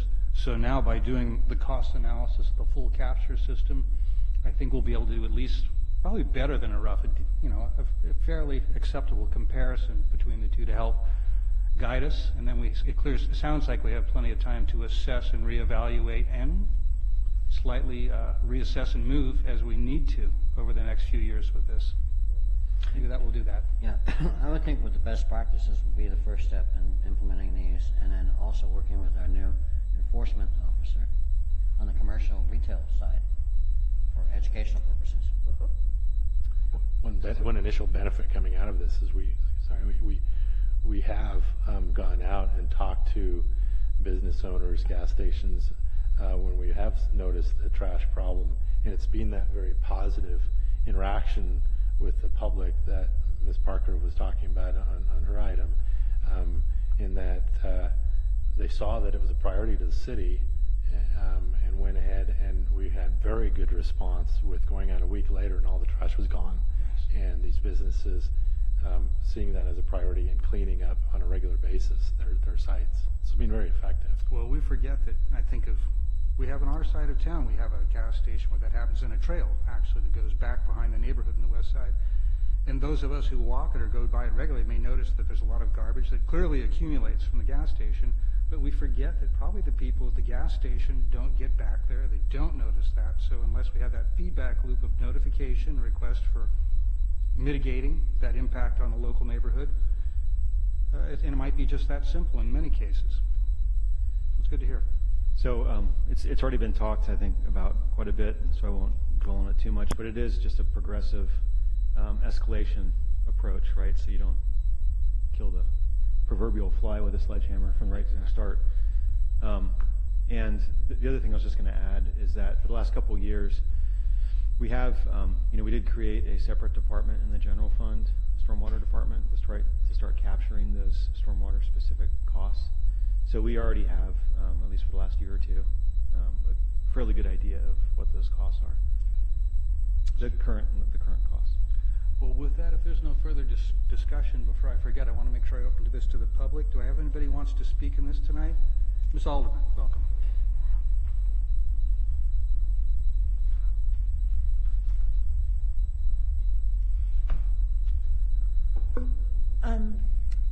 I know this is all for the North Coast Water Quality District, but if you wanted to know where the trash was, you should have got public input from Eric Kirchman. He would tell you where it's at and everything. I wanted to point out that there is a lot of problems with trash that is related to your lack of code enforcement. And you're absolutely doing nothing when there is a problem. Next door, even though I was getting from Damien that they had to, the code said that the neighbors had to have full captures, keep all the water on the property, all this. For 3 months, they power washed debris, fire debris, pollution, trash into the gutter and down to the city, which went down Maple Avenue into the city's stormwater system. You never came out when it happened. You never enforced anything. So if you don't enforce what's on the books, this is all gobbledygook, you know. You need to be forcing the codes, doing things, spending money, actually follow it instead of all these plans, just do it, basically. You're not follow the law. Don't let situations like 3 months of power washing into the multiple complaints, and I know this is before your time, Mr. Scott, go on, that their pollution and garbage is going into the storm drain. You have a huge stain on your reputation after what happened next door at the state level because of the complaints I made, because you did nothing. And North Coast Water Quality knows about it, and I'm sure they'll be reviewing it when they go for your response and whether you truthfully will follow a plan that is submitted to them, because in the past you haven't. Thank you. And thank you. Anyone else like to speak tonight? Ms. Blaker? Ms. Blaker, did you want to speak?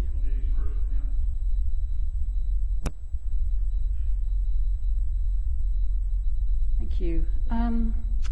First of all, I wondered also about an exact definition of trash. Does it include pet waste, both in plastic bags, because a lot of people collect it and they leave the plastic bags by the bike path, or just loose, in which case it's still trash with pathogens, but I'm wondering if that's been included. And I think there should be a lot more education about the dangers of pet waste. Similarly, cigarette butts. And also, this is ironic, but plastic netting from the wattles that are put into ditches to stop trash going into storm drains. Quite often the wattle disintegrates and there's just the plastic netting left behind. And I'm wondering if those three things were looked at. I'd also been wondering if there had been any segue with the Daily Acts cleanup and the records that they kept of what was found, because I went on the Daily Acts cleanup along the Laguna, and one of the very worst places for trash was underneath the pedestrian bridges, where there were lots and lots of bottles, glass bottles, broken bottles. There was also a lot of dog waste again, and also a lot of cigarette butts, especially outside the 8-Ball. And I didn't see a red line along the Laguna or by the storm drain exits, because traditionally when we were doing creek cleanups every year, twice a year with Cotati Creek critters, the worst places would be the storm drain exits in the Laguna, where the trash had washed into the storm drains and was sitting at the storm drain outfalls. Another bad place is the car wash by the Commerce Boulevard, next to the Laguna Trail, kind of where the bridge from Commerce goes over the Laguna. And I'm not saying the trash is from the car wash. I think a lot of it blows across from Highway 101 and kind of gets stuck against their fence. So those are areas that I've noticed really high accumulations of trash over the years. And I wondered if any of those things had been included. I think that's it. It's an interesting presentation. I'm glad to know that work is happening to continue all the cleanup of trash, hopefully on a more permanent basis. Thanks. Thank you very much. Mr. Barrett, please approach. Excuse me. Council, you don't have to go any further than looking outside the front door of City Hall and see all the debris, all the leaves, all the clutter out there. I was disgusted coming to City Hall tonight to see how unkept the front of City Hall, the most important building in the city, is kept at times. We've heard John Moore here talk about a shipping container down at the middle of town that he thought looked like shit. Yet there are other shipping containers in town that, I guess, to the city look wonderful, down near the Burger King and other places in town. You have to be consistent. The inconsistency from the city is appalling. A presentation like this is like government on steroids. You have baseline trash generation map. I mean, how far and how ridiculous do you want to go? The fact is, what we're really looking at here, the real problem, and a problem you fail to address, is a lack of town pride. You don't take pride in this town. You don't lead by example. You're doing nothing to educate the public on these matters.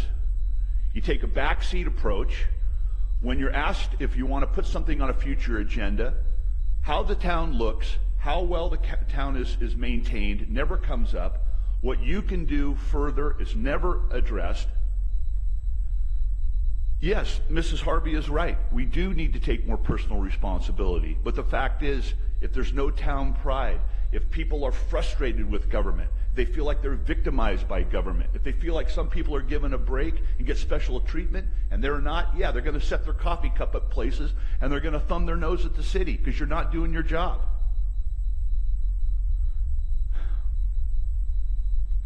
A lot of people feel like they're victimized by government. They resent how you spend their money and you waste their money. And they don't take enough pride in our city by keeping up with the trash and doing their fair share and going beyond the ordinary. Because they don't see it from the city. I'll give you an example. San Francisco, California, guess how much money they spend cleaning the streets each year? Take a guess. Last year, $38 million. And it still looks like, what, Mr. Moore? Like shit. Next year's budget in San Francisco for street cleaning, $50 million. In 2020, their estimate is $60 million. We're a little town. You have to think outside the box. You go through all these big presentations and you hire consultants to come in to do the very obvious. Lead. When you're on the campaign trail, make your pitch. Clean up your neighborhood. Clean up your driveway. Trim back your bushes. I'm going to ask you to wrap up. That would be great for re-election, wouldn't it? To tell the truth. And thank you, Mr. Barish. Mr. Hancock, welcome.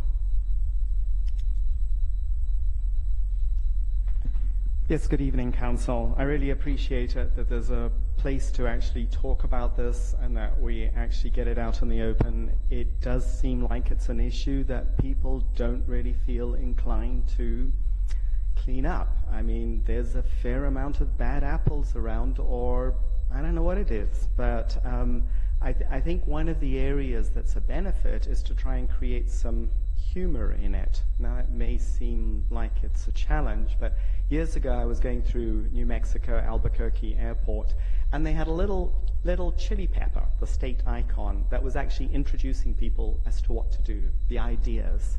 And so maybe, you know, I don't know, this is certainly when we go into the alternatives here, there's maybe, and I hate to suggest we employ some consultants to do that. In fact, I won't even suggest it. But maybe there's some ideas of getting some simple way of just breaking through. I mean, it is definitely a challenge, and I appreciate we're all thinking about it here. I like the way that we've gone through, or the presentation, and that it was presented online beforehand of where the different areas are. And I mean, one of the things that I would sort of ask about is, are we talking about in those areas small trash versus bigger trash? Because in the creek cleanup, in the Laguna cleanup, you get to pick up the bigger trash. You get to see the bottles that have gone out there, the tins that are rusty, the bottles that are full of dirt. I get to see the plastic bottles that are floating. When I go around the stores on the hub, on that west side that it shows as generating more trash, tends to be the smaller stuff. Tends to be a lot of little cigarette butts or something. And I mean, that's the sort of thing we just know that it would be possible to clean up if only smokers, people in a hurry or something, just wouldn't dump their stuff on the road at those places, on the side of the road and stuff. So it is definitely, I mean, what is it that we're looking at with this report? Is it the small trash that's on the streets, or is it the big trash? Because the small trash definitely, I think, needs some form of system to catch it. I mean, if you can't persuade people to clean up, they are going to, it needs an in-storm drain system to catch the small things. The bioswales, I think, could be very nice, and again, I appreciate we're looking 10 years as we go down how to design the upgrades in the city, but the bioswales will be a great way of catching some of the type of things, but if it's going to float on top and then just go in the drain because it's small cigarette butts, it really won't get caught, go downstream and things. The question of where does the bike path fit into this, and particularly there's an area, there's a large trash generation at the end of the bike path, just on the edge where it goes into Rohnert Park. This is going north on Commercial Avenue, I believe it is, that's there. So there's some homeless living there, and it doesn't fit in with any of these models that I don't think we're looking at. And you know, perhaps it's just something that we've got to do as well, and I know there's an awful lot on the plate here, but thank you very much. I definitely appreciate that it's a hard discussion and that we're doing it. I will attempt to finish before the end and try and follow the rules, so thank you. Thank you, Mr. Hancock. All right, I'm going to look out one more time. I think we've pretty much used up the audience, so I suspect there's no more, and seeing nobody approach and nods from the audience, I think I called that one right. Thank you very much. All right, we'll bring this back to the council. Any further questions, comments from my colleagues on this particular issue? One thing that comes to mind, one question, just very quickly, you don't even have to get up because we've kept you here late. I know I shouldn't do that, but I'm going to be wild and crazy since it's 9:30. Bioswales. Can we get enhanced credit depending on the status of our recharge area? I've noticed Cotati, compared to some other areas, has some pretty good areas of recharge, actually. Is that something that's taken into account? In terms of existing? Or for future building, about like we talked Green Street projects.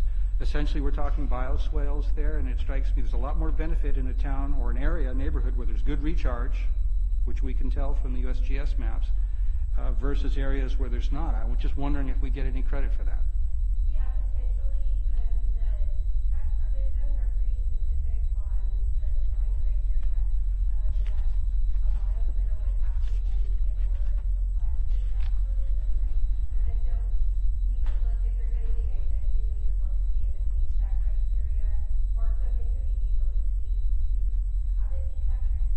Just a suggestion. It may not be a huge difference, but I think it should count. It's kind of a benefit we have by living here, but it's also a responsibility to make the most of this, and that helps make that happen. If the Water Quality Control Board starts to go that direction, that makes greater use of those type of efficiency projects come forward. So, all right. Well, I think we were asked to receive a presentation and give direction to staff. Anything else anyone wants to add? Any questions from staff? Have we given you what you need? Good. Very good, thank you. And thank you for bearing with us, Ms. Hunt. Good to see you again. All right, we are now to item 15, which is the city manager's report. Mr. Obid. Thank you, Mayor, members of the council. So I'll just start with some general stuff. Myrtle Avenue. Since September 1, we, the police, have conducted 20 concentrated traffic enforcement events along Myrtle Avenue, just so you know. And during that time, we have issued 14 citations and giving 32 warnings. Additional citations were issued in the area immediately outside of the concentrated enforcement section. So this was in response to some neighborhood complaints about speeding down Myrtle, both I think in Rohnert Park and Cotati, but of course our segment of Myrtle is what we've been concentrating on. And then our website, so our new city website won the Gold Award in the government category in the .com Awards, which is an international competition honoring excellence in web creativity and digital communication. So I know that Katie's not here tonight, but just I guess pat on the back for Katie is a good job. And websites are obviously always an evolving thing, but it was a huge leap forward from what we had before to what we have now. So congratulations, Katie, if you're watching this. And then construction updates. So L section paving, LaSalle Avenue, and a portion of Lincoln Avenue have been repaved. The final iron raising, so-called iron raising, utility raising hasn't happened yet, but the paving's out there. It's very nice. And also Larch and Lakewood are being completely reconstructed now with paving expected next week, so things are moving along quickly. If you go out there now, Larch and Lakewood look like dirt roads. It's pretty amazing how they pulverize the asphalt and then they cement treat it and then repave it. 7 a.m. Starting at 7. Yes. It's the early bird. And then the Laguna Bypass Sewer, otherwise lovingly known as Project P1. So this project has begun this week and will be scheduled to be completed mid-February 2019, assuming weather allows. And work on Redwood Drive is where it will start. So it starts at the low end and moves to the high end. So the connection point at Redwood Drive in Hellman is where it's going to begin. And the work on Redwood Drive will be during daytime hours between 7 a.m. and 5 p.m. And then as it gets to Highway 116, it turns, and that work on Highway 116 will be during the night. So that will be between the hours of 8 p.m. and 6 a.m., I think for obvious reasons, to minimize traffic delays to that interchange, which is a mess during commute hours. So right now, based on the preliminary schedule, we're expecting that they will start work on in 116 in pipe installation work in November. So the first part of this project will be in Redwood Drive. And it's obviously recommended that that if you have other options, that you avoid the interchange area during construction, because there could be delays and there could be lane closures and detours at various stages of the project. So please observe the temporary traffic control signage. And then finally, the lighting project. So this project, remember that project, the lighting project? It's been a while. But how these projects go is you have to order the poles and then you kind of wait around for half a year for the poles to get manufactured. And so that's pretty much where we are now. And towards the end of September, we're expecting work to start on the McGinnis and Marsh pathways, and then the tunnel, and then La Plaza Park in October. So all the work's expected to be done by early November. So that's very soon. And then recreation news. Last Friday night, we had our final summer movie in the park where we showed Coco. And on August 24th, we showed Peter Rabbit. Both events were a success with approximately 200 guests in attendance at each. And we're excited about next year. So we'll obviously continue next year. We have a nice new screen, and it's a great family event. And then starting this Monday, the Great Rancheria began their tribal TANF after-school program for the school year in our camp classroom. And this is a continuation of last year. They did it last year, this after-school program for tribe members' children, and they're doing it again this year. And then this Saturday from noon to 5, You can find city staff manning a booth at La Plaza Park at Oliver's 30th birthday party, which the mayor had mentioned earlier in the evening tonight. And they're celebrating 30 years in business. The event will include live music, free giveaways, and lots of food and goodies from many local vendors. And it's sure to be a day full of fun and excitement.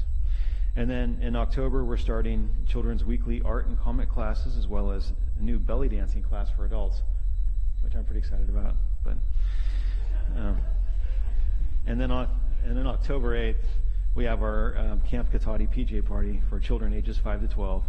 While they're off from school, but parents may still need help with their kids, because not everyone gets October 8th off, I guess, from work. And then our fall and winter activity guide should be hitting mailboxes in the next few weeks, where you'll find all of our upcoming recreation programs and events. And like always, you can find more information on all of our programs, or to volunteer for an event or other volunteer opportunities, as was also mentioned earlier this evening. You can contact Ashley at 665-42222. Those 3 2s. I don't know how many 2s I just said there. That's 4 with 3 2s. Or awilson@kataticity.org. With that, I'd be happy to answer any questions. Any questions for the city manager? No? Seeing none, I'll just give you some quick feedback. Maybe it was just luck of the draw, but I actually had the opportunity this last week to just wound up talking to actually a lot of people in L section. And I was rather pleased to see I actually didn't receive any complaints, even about 7 o'clock. What I had, a lot of people were actually very happy to see the street and street improvements. But most notably, I wanted to share, I heard numerous compliments for Gelati in terms of precision, which what they managed, a really difficult thing that could obviously had some impacts on everybody, but still the way it was handled, the parking, the noise, getting things done, they were pleased with that, which I thought was a good thing. So you can give that feedback back to Gelati. They impressed the neighborhood with the way they stepped into this rather complex project. At least from those of us on the outside looking at, there was some people that were definitely impressed. So nicely done. All right. With that, we'll move on to some other reports, more specifically city council reports. Would you like? Nothing to report. That is the soul of brevity and the soul of wit. I like that. Looking down here to Councilmember Harvey. I have August stuff that didn't get reported because of No, if it's that old, we can. It's that old. Well, I'll just Go ahead. touch on it. I attended the Water Advisory Committee meeting on August 6th.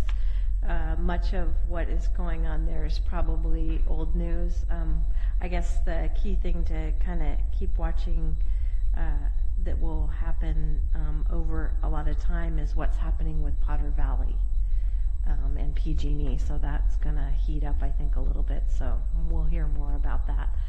Then I attended, the August 9th, I attended the Santa Rosa Plain Groundwater Sustainability Agency meeting, and they're still working on the rate and fee study for that.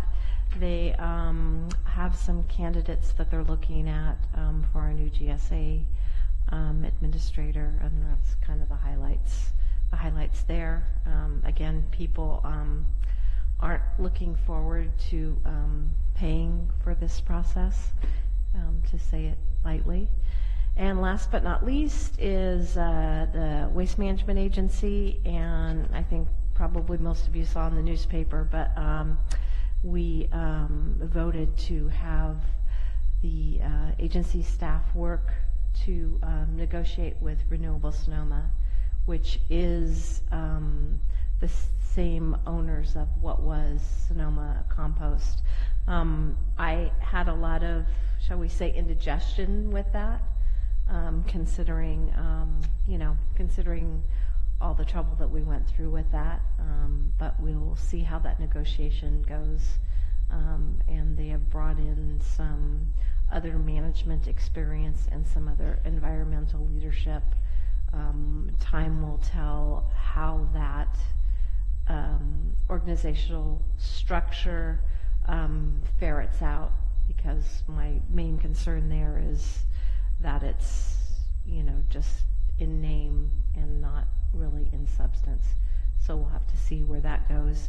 And sadly, also on that day, we received resignation from Patrick Carter, and he has been our executive director for a little bit, and he will be going elsewhere. So we are going to get an interim. He had some ideas on who we might get for an interim, and then we'll go out for a full-on recruitment with that. But that, in a nutshell, and I also attended, or actually volunteered at the accordion festival, and the weather was perfect that day, not too hot, not too cold.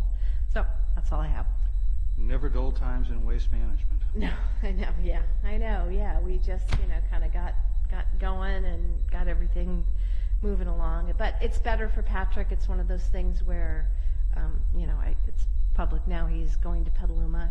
They He's done poached work him for from us, and it's like 2 miles from where he lives. So it's perfect for him. He said he can even bike to work, so he's pretty happy. So, Mr. DeLasso. Thank you, Mr. Mayor. A couple of meetings just to report out on. The Ag and Open Space District, we did have our first matching grant program meeting, and so, typically this is an every other year cycle, and typically there's $2 to $2.5 million that we distribute. This year it was pushed up to $4 million, and we thought we'd give priority to projects that were submitted related to fire recovery efforts, of which there were none, which is very interesting. We also extended the deadline from April till July, just to give more time for jurisdictions to submit. But as it turned out, there were none. However, having said that, there were $7.8 million worth of projects that were submitted for the $4 million that are available. So we've had round one a couple of weeks ago, and round two is coming up next week or the week after, where we'll make the final decisions and then report it out, and we will go from there. And then also I attended the Health Action Council meeting last Friday, and there were a number of resources. The cities had a breakout subcommittee at the prior meeting where we talked about opportunities for low-income housing, and staff gave me some great information on that, so I reported out on that. The focus this last meeting was on mental health issues, and a lot of it were related to fire. And so there's this collaborative specifically to the fire-related mental health issues that was discussed, and there's a double-sided flyer that I said I would, it's in English and Spanish, is if we could make some copies and just have it in where we have flyers in that little circular. So I'll leave this with staff afterwards. But that's just some there's a lot of detail that I'm not going to go into this evening to save time, but a number of specific action items were considered by the council members that were there this time, which there were 4, better than the 3 we had the previous meeting. So we need to get a little bit better at having people there that are representing all the cities and the county. So it's just, there was a lot of irony as I was driving to that meeting on Apollo Way in Santa Rosa, in that industrial section on the west side of Santa Rosa, and that entire street was twofold. There were a lot of businesses there, a lot of homeless people in their encampments, right either in their vehicles or right on the street with tarps and tents, and yet there's this giant open field that is not developed, and it looked like it was recently groomed because there was piles of debris, but not like trash debris, but debris of like mattresses and things like that. So it looks like these poor people that are struggling and staying there are going to be evicted from being able to do that. And of course, where do they go? So and the irony was that this meeting was at the North Coast Builders Association Exchange, and in their parking lot was this mini home on a trailer. And it's like, oh my God, can you just build about 100 of those stupid things and put them out in some of these empty fields with porta potties just to give people a fighting chance? So it was just this bizarre irony, and it made me think that that safe parking program that we had, somehow trying to revisit that and look at what opportunities we have in the city again. So I'll bring that back to a future meeting for another discussion. It is an eye-opener to be up there on Apollo Way. I have not been there in 4 years. The difference is striking, and without going into a lot of comment, it is interesting if we are at the top of the economic recovery to see the numbers, the sheer numbers of people living on the street there. It was an eye-opener and very disturbing, I'm sure, for anybody. It really points out the depth of the problem. So, one quick thing to share for myself. I want to thank Chief Leonard Thompson and everybody at Rancho Adobe Fire District for inviting us this morning to stand with them in solidarity and support of those lost in 9/11. They put together a very nice memorial that was conducted. Chief Thompson, many of his staff, many of the firefighters, the board members, as well as Chief Parrish, City Manager Obid, and myself, and many people from the police department were there, as well as a generous helping of people from the public. So that was a very good thing, and I'm grateful they invited us. It was good to get together with them, support this, remember this, as well as be together and just talk about hopefully better future for all of us. So that's all I have to offer. So that brings us to item 17, public comment on non-action items. Ms. Alderman.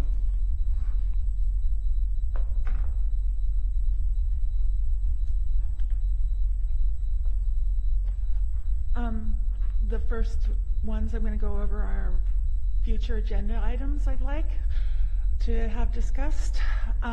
One is I would like council, 2 months ago I made a complaint to this, an ethics complaint against Mr. Moore because he used a derogatory and demeaning comment towards me on his city email account, and I would like to have that addressed. As I deserve a public apology for that.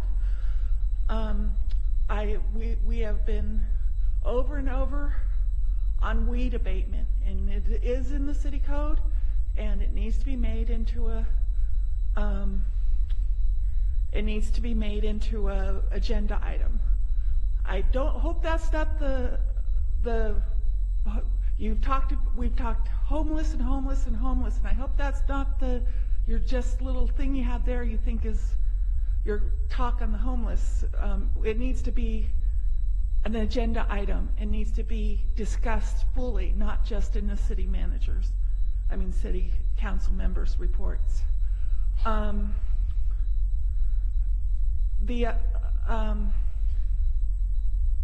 sorry, I've lost my train of thought.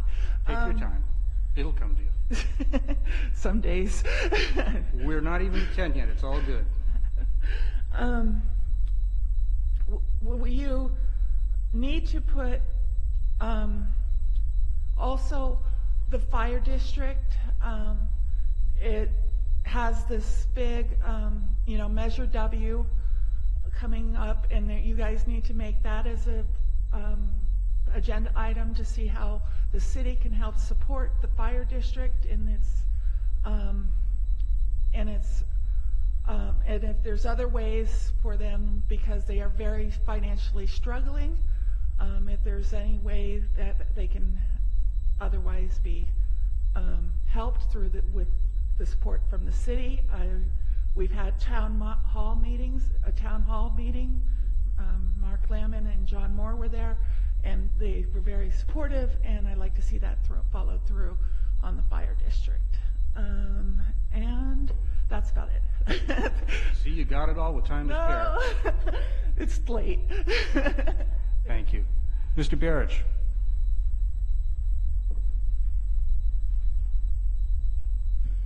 As you drive down 101 and take the Cotati exit driving south on 101, to your right is St. Joseph's Church, and you've all seen the 40-foot shipping container that's right adjacent to the freeway that everybody on the freeway can see. That's all got graffiti all over it. The graffiti's been there for like 40, 50 days now. It's horrendous. It's visual garbage. We've been talking a lot about garbage tonight. It's visual garbage. You've all seen it. Staff has seen it. The police department's seen it. And I want to know who has lodged a complaint about that graffiti. Anybody? Because I called the city some 30 days after I saw it, could not believe that with a gallon of paint in 15 minutes it couldn't have been gone. So I called the dispatch, and I had a nice quick conversation with the dispatch. I said, hey, anybody complain about this yet? She says, I don't think so. I said, can I lodge a complaint so we can get this ball rolling? I didn't get an officer to call me back. I don't have a case number.